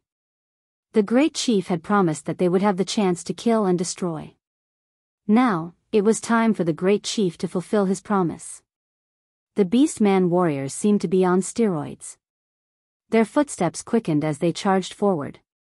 On the other side, Arthas was distraught. Some sharp-eyed archers saw to him that the orcs were carrying some crude, pre-made bridges to cross the moat. This kind of preparation was very different from what he knew of the beast-men. Furthermore, those huge wooden bridges were not something that humans could carry. But in his field of vision, there were only 2 beast-men carrying these wooden bridges. The most unimaginable thing was that these beast-men were actually wearing thick iron armor. What kind of terrifying power was this? From the tower, the beast-men looked like ants swarming across the empty space. They quickly rushed across the empty space and approached the city walls. Arthas was shocked by the sheer number of them. These brutal beasts killed more than 2,000 people who were still lingering outside the moat in front of the Lordaeron guards as if they were cutting melons and vegetables. No, some people looked at the beast-men with hatred, while others secretly glanced at Prince Arthas. Arthas did not notice, because the beast-men had already filled his eyes. Now, from the nearest point of his field of vision to the far distance, to the grasslands and groves by the edge of Lordaeron Lake, to the valley where the cliffs of the mountains split open, he saw a dense crowd of orcs. His dream of waiting for his father to lead the army back was shattered. The horde was already there. They filled the valley and surrounded the city. Now the whole city looked like a dead leaf on a tree in autumn, about to fall. In the magic transmission mirror, Arthas had seen how the beast-men treated the fallen shattered ridge. He did not want that scene to happen again. The young prince worked hard. He had initially ordered the ballistae to shoot at the beast-men, but the effect was terrible. If it was a human army that was lined up neatly, one shot from a ballista could kill at least 10 people. The orcs who were charging in a scattered manner were clearly the bane of ballistae, which dealt high single-target damage but did not have large AoE attacks. Most of the ballistae did not hit their targets, which made the already flustered defenders very frustrated. Soon, the orcs entered the range of the archers. Fire. The scene of the enemies falling to the ground one after another did not happen. These terrifying monsters were wearing armor that was thicker than that of humans. Just by hearing the clanking of arrows, Arthes estimated that the armor of these monsters was at least 1/3 of an inch, 8 millimeters, thick. Arthes suddenly came to a realization. That's right. The military manual that was personally written by the Alliance's Vice Commander Duke Marcus and distributed to all the Alliance's high-ranking generals had a line that said that bows and arrows were useless against the strong orcs. Only heavy javelins could kill orcs better. Javelins. Where are our javelins? Arthes bellowed. They've all been transferred away by His Majesty. Molev said with a sad face. In the midst of hesitation and panic, a large number of orcs had already rushed past the firing range of the long-range weapons. Thousands of orcs threw crude wooden bridges onto the moat, and some orcs who could not wait any longer even began to cross the river. Arthes' heart sank. It was midsummer, and because of the temperature, the water level of the entire Lord Emir Lake had dropped. The water level of the moat that connected to Lord Emir Lake had also dropped. It was only about 2 meters deep. To most humans, this was a disaster. But for the huge and burly orcs, who were over 7 feet, 1 m, tall, it was a depth that they could easily cross. He did not know why the orcs were so confident that they could directly jump into the water, but it was obvious that the orcs had planned this beforehand, and they had succeeded. The orcs either rushed over the bridge or crossed the river with crude shields to protect their heads. The orcs began to use huge wooden ladders to climb the city wall. Because the wooden ladders were generally too heavy and had barbs, the defenders could not push them away at all. The gate can't hold on any longer. A scream made Arthes tremble. Only 4 orcs rushed over the suspension bridge, and they used huge logs as battering rams to violently attack the gate. The gorgeous white gate seemed to be on the verge of collapse. If the huge gate had not been well covered with iron sheets, the huge impact alone would have been enough to blow the gate open. From this angle, Arthes could not see the whole thing clearly, but he could hear the sound of wood cracking and metal twisting. Arthes knew that the gate would not be able to hold on for long. The Prince of Lord Emir shook his head frantically, trying to put the shouts behind him. He was distraught. More than one orc had climbed up the city wall not far from the archer tower he was standing on. He immediately realized that if he did not leave quickly, when the surrounding city walls were all occupied by orcs, he would be surrounded and killed in this archer tower. Molev obviously realized this as well. He waved his hand, and the royal guards rushed down the spiral ladder to open a path for Arthes. The result was not good. In just a short 10 seconds, Arthes had already heard the screams of at least 7 people before they died. "Your Highness, hurry up and leave." Molev's voice came from below. Arthes quickly swung his legs. The metal leg armor made his steps a little heavy, but he maintained his balance well. The scene in front of him suddenly brightened. He came out of the narrow staircase door of the archer tower, and the terrible sound of fierce fighting suddenly rushed towards him. This sound was completely different from the sound of the archer tower, which was 2 or 3 stories higher than the city walls. Arthes was stunned for a moment. A second later, he immediately discovered that there was a burly green-skinned orc waving a warhammer at him. His mouth was wide open, revealing his sharp fangs. He waved his heavy warhammer. Arthes had no choice but to swing his sword to meet the orc's sledgehammer. Bang! After a muffled sound of metal and wood colliding, the prince was sent flying. He hit the battlements and saw stars. He painfully realized that he was not an adult warrior. Even though he had a burly body that far surpassed his peers and trained himself strictly, his muscles were still not perfect. His strength was still not at its peak. "Your Highness." Molev rushed out like lightning, stabbing the orc who tried to attack Arthes with his spear. At this moment, every single person from Rotterdam heard the roar of the city gate collapsing.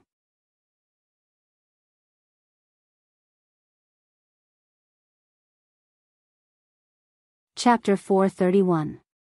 The moment Arthes stood on the city wall again, he felt the heavy impact. The vibration made his teeth chatter, and his arm armor hit his leg armor, producing a clear knocking sound. Even the battlements beside him were shaking. Although it was not a good thing to let the orcs cross the city wall and enter the city, it was better to let the orcs climb the city wall than to let them pass through the city gate quickly. At least the guards on the city wall had not given up. Behind them was the city of Lordaeron where their families were. This gave the guards great courage. Under the command of the low-ranking officers, they used their spears to kill the orcs even though their hands were trembling. If there is no way to form a tight formation to fight against the orcs, then for the unskilled recruits, using spears will at least have a better chance of killing the orcs than using swords and shields. Yes. At least in the middle distance, the recruits with spears still had a chance to kill the orcs. The orcs' open and wide moves were not difficult to break. Even for the recruits, they would most likely hit the target with their spears. As for where they would hit, it would depend on whether Lady Luck was on their side. Hold on. He shouted to a lieutenant who was standing near the city gate and looking up. Call some people over and block the city gate. With what, Your Highness? The slightly panicked young officer asked Arthas. With anything you can find. Arthas replied. He looked outside the city wall and saw the countless orcs, the orcs who were attacking and preparing to destroy the city that he was supposed to inherit. Arthas's face was filled with the darkest despair. On the high tower of the palace, Princess Kalia clenched her hands and looked into the distance nervously. Nearby, everything was the same as before. The round towers with a white background were all magnificent. Beside the huge towers were gorgeous flying buttresses inlaid with all kinds of exquisite carvings. These supporting pillars that extended from the sides of the towers surrounded and protected the towers well. Just like the vast territory of Lordaeron, they surrounded and protected the most beautiful pearl of the Lordaeron continent, Lordaeron City. But in the distance, death and destruction were spreading. Even if they were unwilling, after the east gate of Lordaeron City was knocked down, the huge crash could be heard clearly even in the palace 2 kilometers away. Your Highness Kalia. Her Highness Arthas has ordered us to escort you out of Lordaeron immediately if the east gate is breached. A captain of the Wang family's guards stood at the entrance of Kalia's piano room with a group of solemn-looking guards. Ignoring the trembling of the beautiful maids beside her, Kalia put down her binoculars and pointed at the silver-white figures on the city wall. Those were the warriors of Rotterdam. They didn't take down the city walls. The beautiful princess was still trying to defend herself. The tears rolling down her exquisite face broke the guards' hearts. If there's a hero who can block the city gates now, Lordaeron can still be saved. Rotterdam could still be saved. The entire Rotterdam alliance can still be saved. Although he did not have the heart to break the fantasy of the young and beautiful princess, the guard captain was still loyal to his duty. I'm sorry, Your Highness, we can't hope for a miracle. The truth is that the Alliance's army has yet to arrive, and the east gate of Lordaeron has already been breached. Many battles have proven that humans are unable to withstand the attacks of the orcs in urban warfare. No. He'll come. Princess Kalia said in a different tone. Then, as if to strengthen her tone, she clenched her fists and straightened her curvaceous body, emphasizing loudly, he'll definitely come. Who was he? The guards did not know, but every maid beside Kalia knew. Who was that, he? Ever since he gave the princess that unique and beautiful magic rose, her heart had been captured by him. Every night, she would dream of him. Every morning, reading the battle reports about him was the most important morning lesson for the princess. Every time she saw how he wiped out so many orcs with his brilliance, and every time she saw how he brought a powerful ally to the alliance, the princess's face would blush like a young girl in love. That's right. He was the only hero in the princess' heart. The young hero who captured her heart, saved countless people, and led the entire alliance, and even the entire human race to victory, Duke Marcus. The guard captain continued to persuade her, Your Highness. The horde's attack was too fast, and Alterac was defeated too quickly. They couldn't even form a decent line of defense. Sir Marcus is not a god. He can't create so many troops out of thin air to save Lordaeron. His Majesty's vanguard will take at least a day to arrive. No, he'll come. Even if he's alone, he'll come. He's the hero of the alliance. He's saved countless people who were persecuted by the horde. He'll definitely come to save Lordaeron, save. Kalia wanted to say, save me, but when the words came to her mouth, she suddenly realized that there was nothing between her and Duque. Ever since that meeting, the two of them had not communicated at all. And what made her even more depressed was that Duque seemed to be infatuated with a female high elf ranger general. The captain seemed to want to say something, but was interrupted by Kalia. Say no more. My brother is still fighting on the city wall. I won't run away alone. If destruction is the fate of Lordaeron, the fate of the Menethil royal family, then I will accept it calmly. After Kalia finished speaking in one breath, she bit her lip hard, her beautiful blue eyes staring into the distance, quietly waiting for a miracle to happen. Everyone could see that Princess Kalia was close to being possessed. She was madly infatuated with Duque, who had a halo of miracles. That absolute obsession had sublimated into a kind of blind obedience, a kind of faith. This kind of fanatic behavior was the biggest headache for the guards. The guard captain suddenly pointed at the black dot in the distant sky. Excuse me. Your Highness. Even if we have to tie you up, we will send you safely away. Look, the horde's wyverns are almost here. When they arrive, we have no confidence in sending you away. Kalia suddenly shouted, and everyone could hear the ecstasy in her voice. No, open your eyes. Those are griffins. Not wyverns. Can't you tell the difference between red and white? The guard captain looked in shock at the black dot that covered the southeast lakeside and rushed towards them at high speed. A few seconds ago, it was still a black dot, but a few seconds later, he could see faint white wings vibrating. Yes. It was indeed a griffin. The horde's wyverns were all red dragons, and there were no white-winged flying mounts. They really came? At this most critical moment?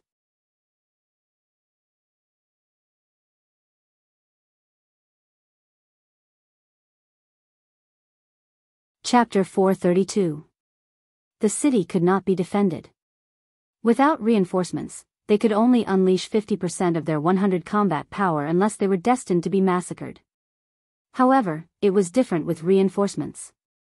They could unleash 200% of their combat power. Duque was here. He really came. With an army of nearly 1,000 griffins. Before the griffins arrived, Duque moved. A series of flashing lights appeared in the air. The lights were so short and continuous that they left a long and huge arc in people's eyes. It went straight from the sky to the east gate of Rotterdam. At this moment, when Rotterdam, the core of the alliance, was about to fall, Duque arrived. There was a loud sound in the sky, and Duque made his appearance. The water elements in the air were gathering at a high speed, and the water in the moat was rising. Under the gaze of tens of thousands of orc and human warriors, Duque gathered a large amount of water and poured it into the entire city gate in just a few seconds. In just an instant, the city gate that was already open was completely blocked by a huge block of ice. Orgrim. Have you asked for my permission before attacking Rotterdam? A loud shout, amplified by magic, penetrated the entire orc formation and reached far away. Standing proudly on the city wall, Duque's mage robe fluttered in the bloody wind. His iconic hand of magic covered the entire sky above the east gate, and countless tricolored frostfire arcane missiles rained down on every orc's head. The soldiers of Rotterdam were often fighting a bloody battle just a moment ago, but in the next instant, they were shocked to find that the fierce and powerful enemies in front of them had already been blasted in half by a terrifyingly accurate magic spell. All of a sudden, with the east gate as the center, the orcs within 200 meters were emptied. After a short moment of shock, the entire city wall immediately burst into thunderous cheers. Long live the Alliance! Long live Lord Marcus! God bless Rotterdam! At this moment, Arthas, who was retreating to the palace under the cover of the royal guards, suddenly realized that the situation behind him had changed. The city gate at the end of the long street was blocked by a huge translucent block of ice. Arthas turned around just in time to see the horde that had just charged into the city being instantly killed by a gorgeous magic. Countless white hands of magic rained down from the sky. The only one who could do this was the legendary vice-commander of the Alliance, Duke Marcus, who had inherited the title of Hundred-Handed Reaper from his master. Looking at the magnificent magic attacks and the dwarf griffin knights hovering above the city walls and killing the horde with their thunder hammers, Arthas suddenly felt ridiculous. If I knew this would happen, I wouldn't have run. The griffin flew towards a tall tower near the city walls. When it almost stopped, an agile elven ranger jumped down from the griffin's back and stood on top of the tower, raining down arrows outside the city. The extraordinary archery skills of the elven rangers were on full display at this moment. They could shoot arrows with a long parabola just by feeling, and with the help of the tower, they could extend the range to more than 200 meters. The griffin knights that flew back to the battlefield did not use their usual trick of letting the griffin swoop down to kill the orcs. Instead, they dropped a large number of strangely shaped metal objects. These large bombs produced by the goblins were more lethal than iron grenades. Once they were hit by an impact, they would immediately explode violently. The battlefield was suddenly filled with explosions, and corpses and broken limbs were everywhere. Watching this scene from afar, Orgrim's face turned green again. Duque was definitely the only one who could make the great chief's brown-red face turn green again and again. Duque, Marcus, to Orgrim, to the entire horde, this name was almost a nightmare. No, not a nightmare, but a terrifying existence that had been upgraded to a curse. Again and again. Again and again. Every time the horde saw the hope of complete victory, there would always be Duque or Duque's creation to stop the horde from achieving complete victory. It was impossible for Duque to be like the gods of legend, leaving his avatars in every corner of the world at the same time. On every battlefield, there were legends about Duque. His stratagems, his commanders, the strange but effective mechanical creations he invented, they almost always restrained the horde's offensive. Orgrim could not help but wonder if the heavens had specially sent Duque to deal with their horde. If there was no Duque, the horde would have conquered half of the world of Azeroth.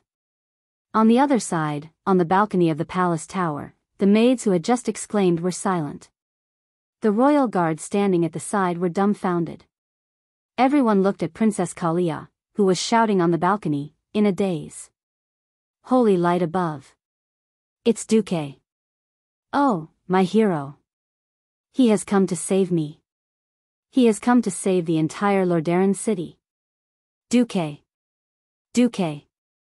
Duque, laughing and shouting, Princess Kalia, who was usually gentle, virtuous, and so dignified that she could be called the model of a lady in the entire Lordaeron, was at this moment venting the grievances and fear in her heart. Every young girl had the dream of a prince on a white horse. The brutal orcs had attacked. When her father was not around, when there was no minister or general around her that she could rely on, when her young brother could not stop the enemy's invasion, when she was already pessimistic and desperate, ready to die for her country, Duque had come. Riding on a pure white griffin. A beautiful, majestic, and legendary griffin. Just as she had prayed and hoped for, Duque had come at the most crucial moment. As a savior, he had used his supreme magic to save Lordaeron City. Kalia could not describe the ecstasy and excitement in her heart. She only knew that the fanatical worship had ignited every cell in her body. She only knew that her soul would be branded with Duque's name from now on. She kept shouting Duque's name loudly, like a fanatic worshipping a god, willing to burn her life for him. After slightly repelling the horde, Duque suddenly appeared in front of the stunned Prince Arthas with a few flashes. The guards instinctively got into a fighting stance, and when they saw Duque's alliance emblem, they immediately breathed a sigh of relief. Are you Prince Arthas Menethil? I am the Alliance's deputy commander, Duke Marcus. Arthas wanted to take a good look at this legendary figure of the Alliance, who looked to be slightly shorter than him and only a few years older than him. But he knew that the military situation was urgent, and quickly said, I am Arthas. Does the deputy commander have any orders? The situation is urgent. I need your highness's authorization to open the teleportation circle in the east of Lordaeron City, as well as the control of all the magic towers in the entire eastern city.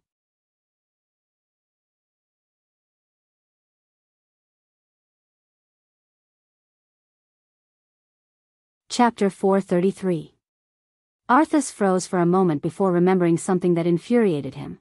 Because the elite team of mages sent to Alterac had been annihilated, the entire Lordaeron couldn't find a single team of mages to activate the magic defense tower in the city. If they had the protection of the magic tower, how could the Horde have attacked the city so easily? Those things could be settled later. The most important thing now was to kill the Horde. Arthas was never lacking in decisiveness. He took off his necklace and passed it to Duque. Show this to any court wizard, and they will know that it is the decree of the Menethil royal family. Press it on the magic formation, and you will gain control of any teleportation formation or magic tower outside of the city. Thank you, Your Highness. Duque left in a flash. Seeing a series of flashes of light, and in a few seconds, he reached the teleportation formation hundreds of meters away. Arthas suddenly felt a sense of longing. It would be wonderful if Duque was his vassal. Arthas's ambition was destined to never come true. The young Arthas did not know how unreliable this transmigrator Duque was. In any case, at this moment, saving Lordaeron was the top priority. Actually, Duque also wanted to curse. It was not that he had not asked Tarinas for the control of the teleportation formation, so that his reinforcements could arrive earlier. King Tarinas refused, citing the unanimous opposition of the court wizards around him. Their thoughts were understandable. A national treasure could not be easily lent to someone else. Once the control of the teleportation formation was lent, who knew if there would be a backdoor in the future? Moreover, the teleportation formation was not something that just anyone could play with. Generally speaking, a Morningstar wizard who was more familiar with spatial magic could guarantee that nothing would happen when they teleported to a city with a teleportation formation. If one was not at the level of a Radiant Moon wizard, they would not have absolute confidence that the teleportation formation they created would be a success. They would not teleport a living person, and the other side would receive something that did not look like a human. Teleportation formations were mostly used between main cities, and the material costs were astronomical. They would not be used unless it was absolutely necessary. That was why Tarinas did not teleport many wizards back. Now, the situation was very different. The city was about to be breached, and there was no need to keep it a secret. If they were to continue hiding, they would just have to wait for the orcs to regroup and attack, and then be slaughtered by the Horde. When Duque appeared near the portal and saw the necklace Duque took out, the captain and the court mage heaved a sigh of relief. It seemed that they had already discussed the problem of the portal. Obviously, handing it over to Duque was the most ideal choice. Duque did not argue and quickly took control of the portal. Of course, Duque's work was definitely different from that of an ordinary mage. No mage could be like Duque, who secretly made a copy of the teleportation portal and all the spatial coordinates of the entire Rotterdam city while activating the authority of the portal. In the name of Menethil, open the portal. The soldiers of the Rotterdam kingdom were shocked to discover that several teleportation portals near the eastern city wall had suddenly opened, and a large number of elves were rushing out of the blue and white illusory teleportation portals. Not only were there many rangers with longbows and at least 3 quivers on their backs, but there were also a few infantrymen and mages in long robes. Apart from Duque, if anyone could control the situation, they would realize that the number of elven wizards in Rotterdam City had exceeded 500. The organization of high elven wizards was completely different from that of human wizards. For human wizards, a sky wizard was usually the captain, and the ones leading them were mostly morning stars. After all, a radiant moon wizard was usually the chief court mage of a certain palace. When the battle was at its most intense, the mages under the command of the wizards would even be assigned apprentices who could only cast fireballs to make up the numbers. The high elven wizards, sky wizards, usually took up half of the high elven wizards, while the remaining 40% were earth wizards and 10% were morning stars. The ones leading them were definitely radiant moon wizards. On the surface, the Dalajan had 8 radiant moons, while Kuel Salus had 50. Fortunately, in terms of military strength, both Kuel Salus and the Dalajan only had 1 Breaking Dawn wizard each. Otherwise, the Dalajan wizards would have to bow their heads in submission. When the teleportation gate next to Duque opened, a female elven wizard with a hot figure and a robe with very little fabric walked out first, followed by 2 elven rangers that Duque recognized. Then came the other soldiers, rangers and wizards. Esteemed Vice Commander Marcus of the Rotterdam Alliance, Marion Firewing, the leader of the first wizard group of the Kuel Salis frontline army of the Rotterdam Alliance, pays my respects to you. The radiant moon elven wizard's robe had very little fabric, and Duque retracted his gaze after a single glance. Damn it. This robe was almost comparable to the insight magic robe that Duque had worn before he transmigrated. It had a high slit on the legs and a heart-shaped hollowness on the chest.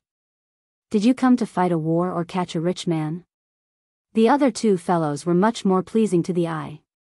In fact, they could be considered old friends.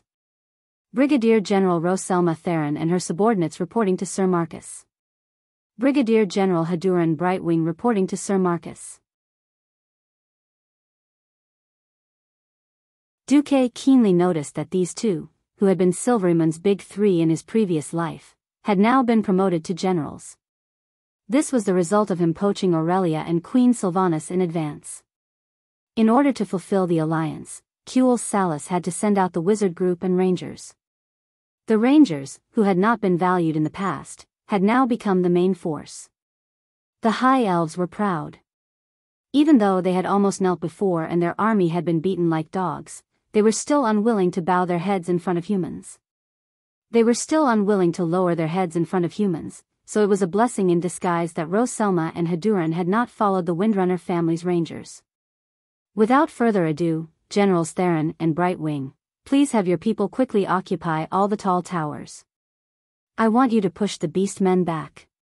Understood. The 2 future big leaders quickly led their people away. What about me? Marion winked at Duque flirtatiously. Even though Marion had deliberately downplayed her status as a Silvery Moon counselor and even used honorifics with him as a Radiant Moon wizard, Duque could tell at a glance that for some reason, she wanted to get close to him. Duque ignored the heat in front of him. Sir Firewing, I've already opened up control of the magic tower to your people. I need you and your people to build an ice defense line along the moat. The most important thing now is to stabilize it. Understood. Marion was quite smart. At least she would not waste Duque's time at a time like this.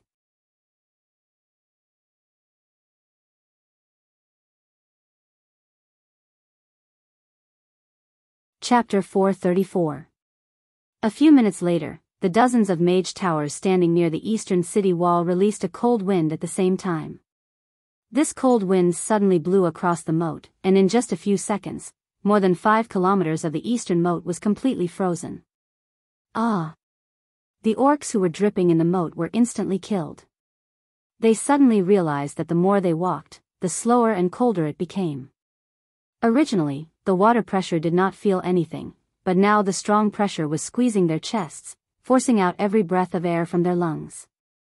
Uncomfortable, cold, and hopeless. At least 2,000 orcs were frozen to death in the frozen moat. Standing in the tallest mage tower, Marion of the Silver Moon Parliament looked at the mage tower in front of her with a little disdain. Only a 100% increase. Forget it, it's better than nothing. I can't expect anything good to come out of this barren magic civilization.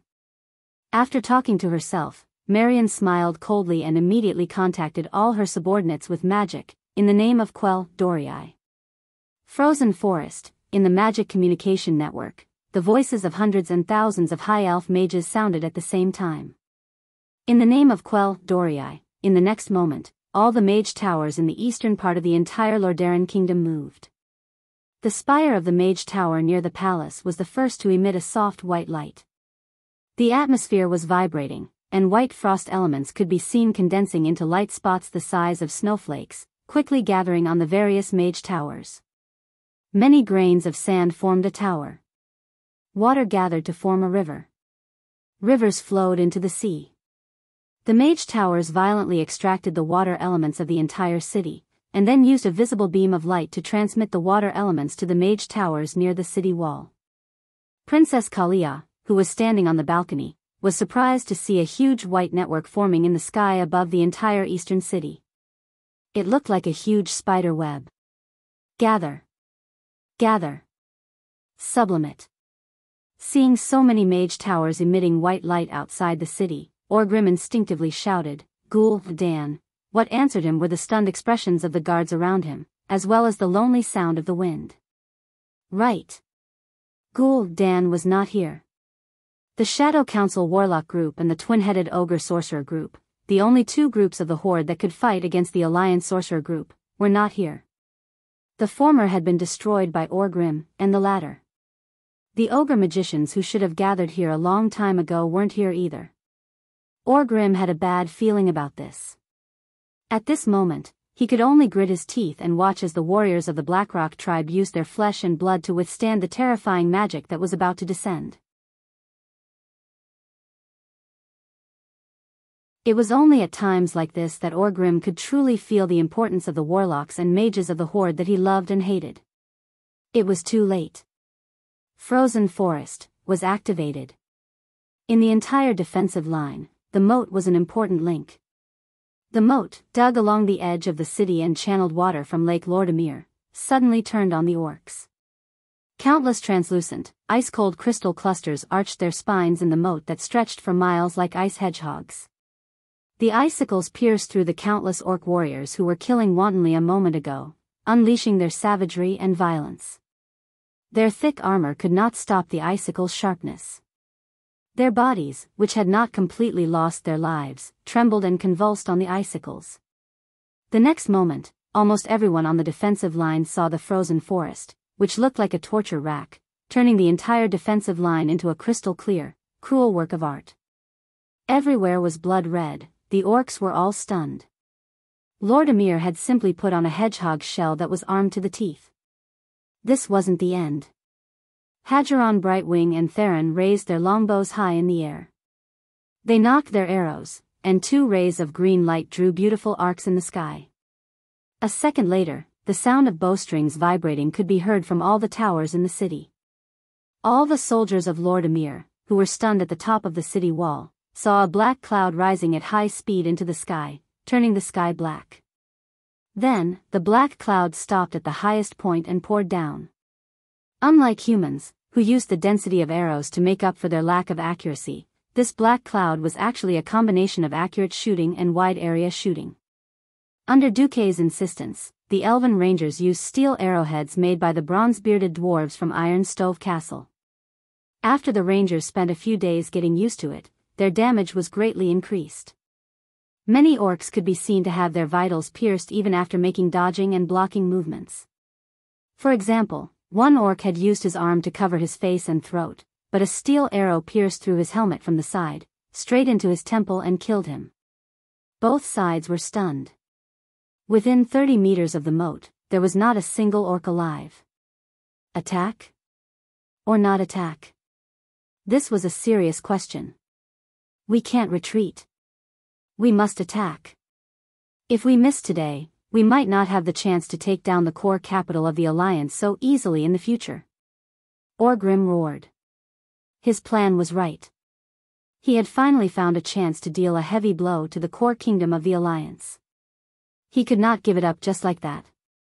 After the brief ecstasy of destroying Alterac, Orgrim finally realized that he had to destroy the will of the humans, elves, and dwarves to resist. The 10 countries of the Alliance, 7 human kingdoms, 2 dwarven kingdoms, and a high elf. Today, the Horde did not have the absolute upper hand in terms of combat power. A protracted war was something the Horde did not want to see. The Horde was rapidly weakening. Orgrim knew that if they could not defeat the Alliance within this year, and turn the battle into a war of annihilation, the Horde would most likely be counterattacked and lose all the territory they had conquered. Orgrim gave Samuro a look, then waved his hand at the 2 troll chiefs. Immediately, the trolls and the sword sages of the Fireblade clan pressed forward. The trolls and elves had been fighting for thousands of years, and knew each other very well. The trolls would never lose to the Elven Rangers. Under the cover of hundreds of orc warriors with human tower shields, thousands of trolls approached the city walls fearlessly, and started shooting at the Elven Rangers. The powerful and heavy javelins shot towards the tower with a momentum that almost defied gravity. Even if they missed, the javelins would still cause rocks to fly everywhere when they hit the top of the tower. The elven rangers had no choice but to dodge, and use the shooting holes of the human towers to retaliate against the trolls. This way, their field of vision and shooting were severely affected. At the same time, the agile sword sages leaped up the city walls through the gaps in the ice crystal forest, crossed the city walls, and aimed at the elven mages in the mage towers. You're tuning into the Biyao's Wuxia Chronicles YouTube channel. Don't forget to subscribe and join us on this journey to catch the most captivating stories.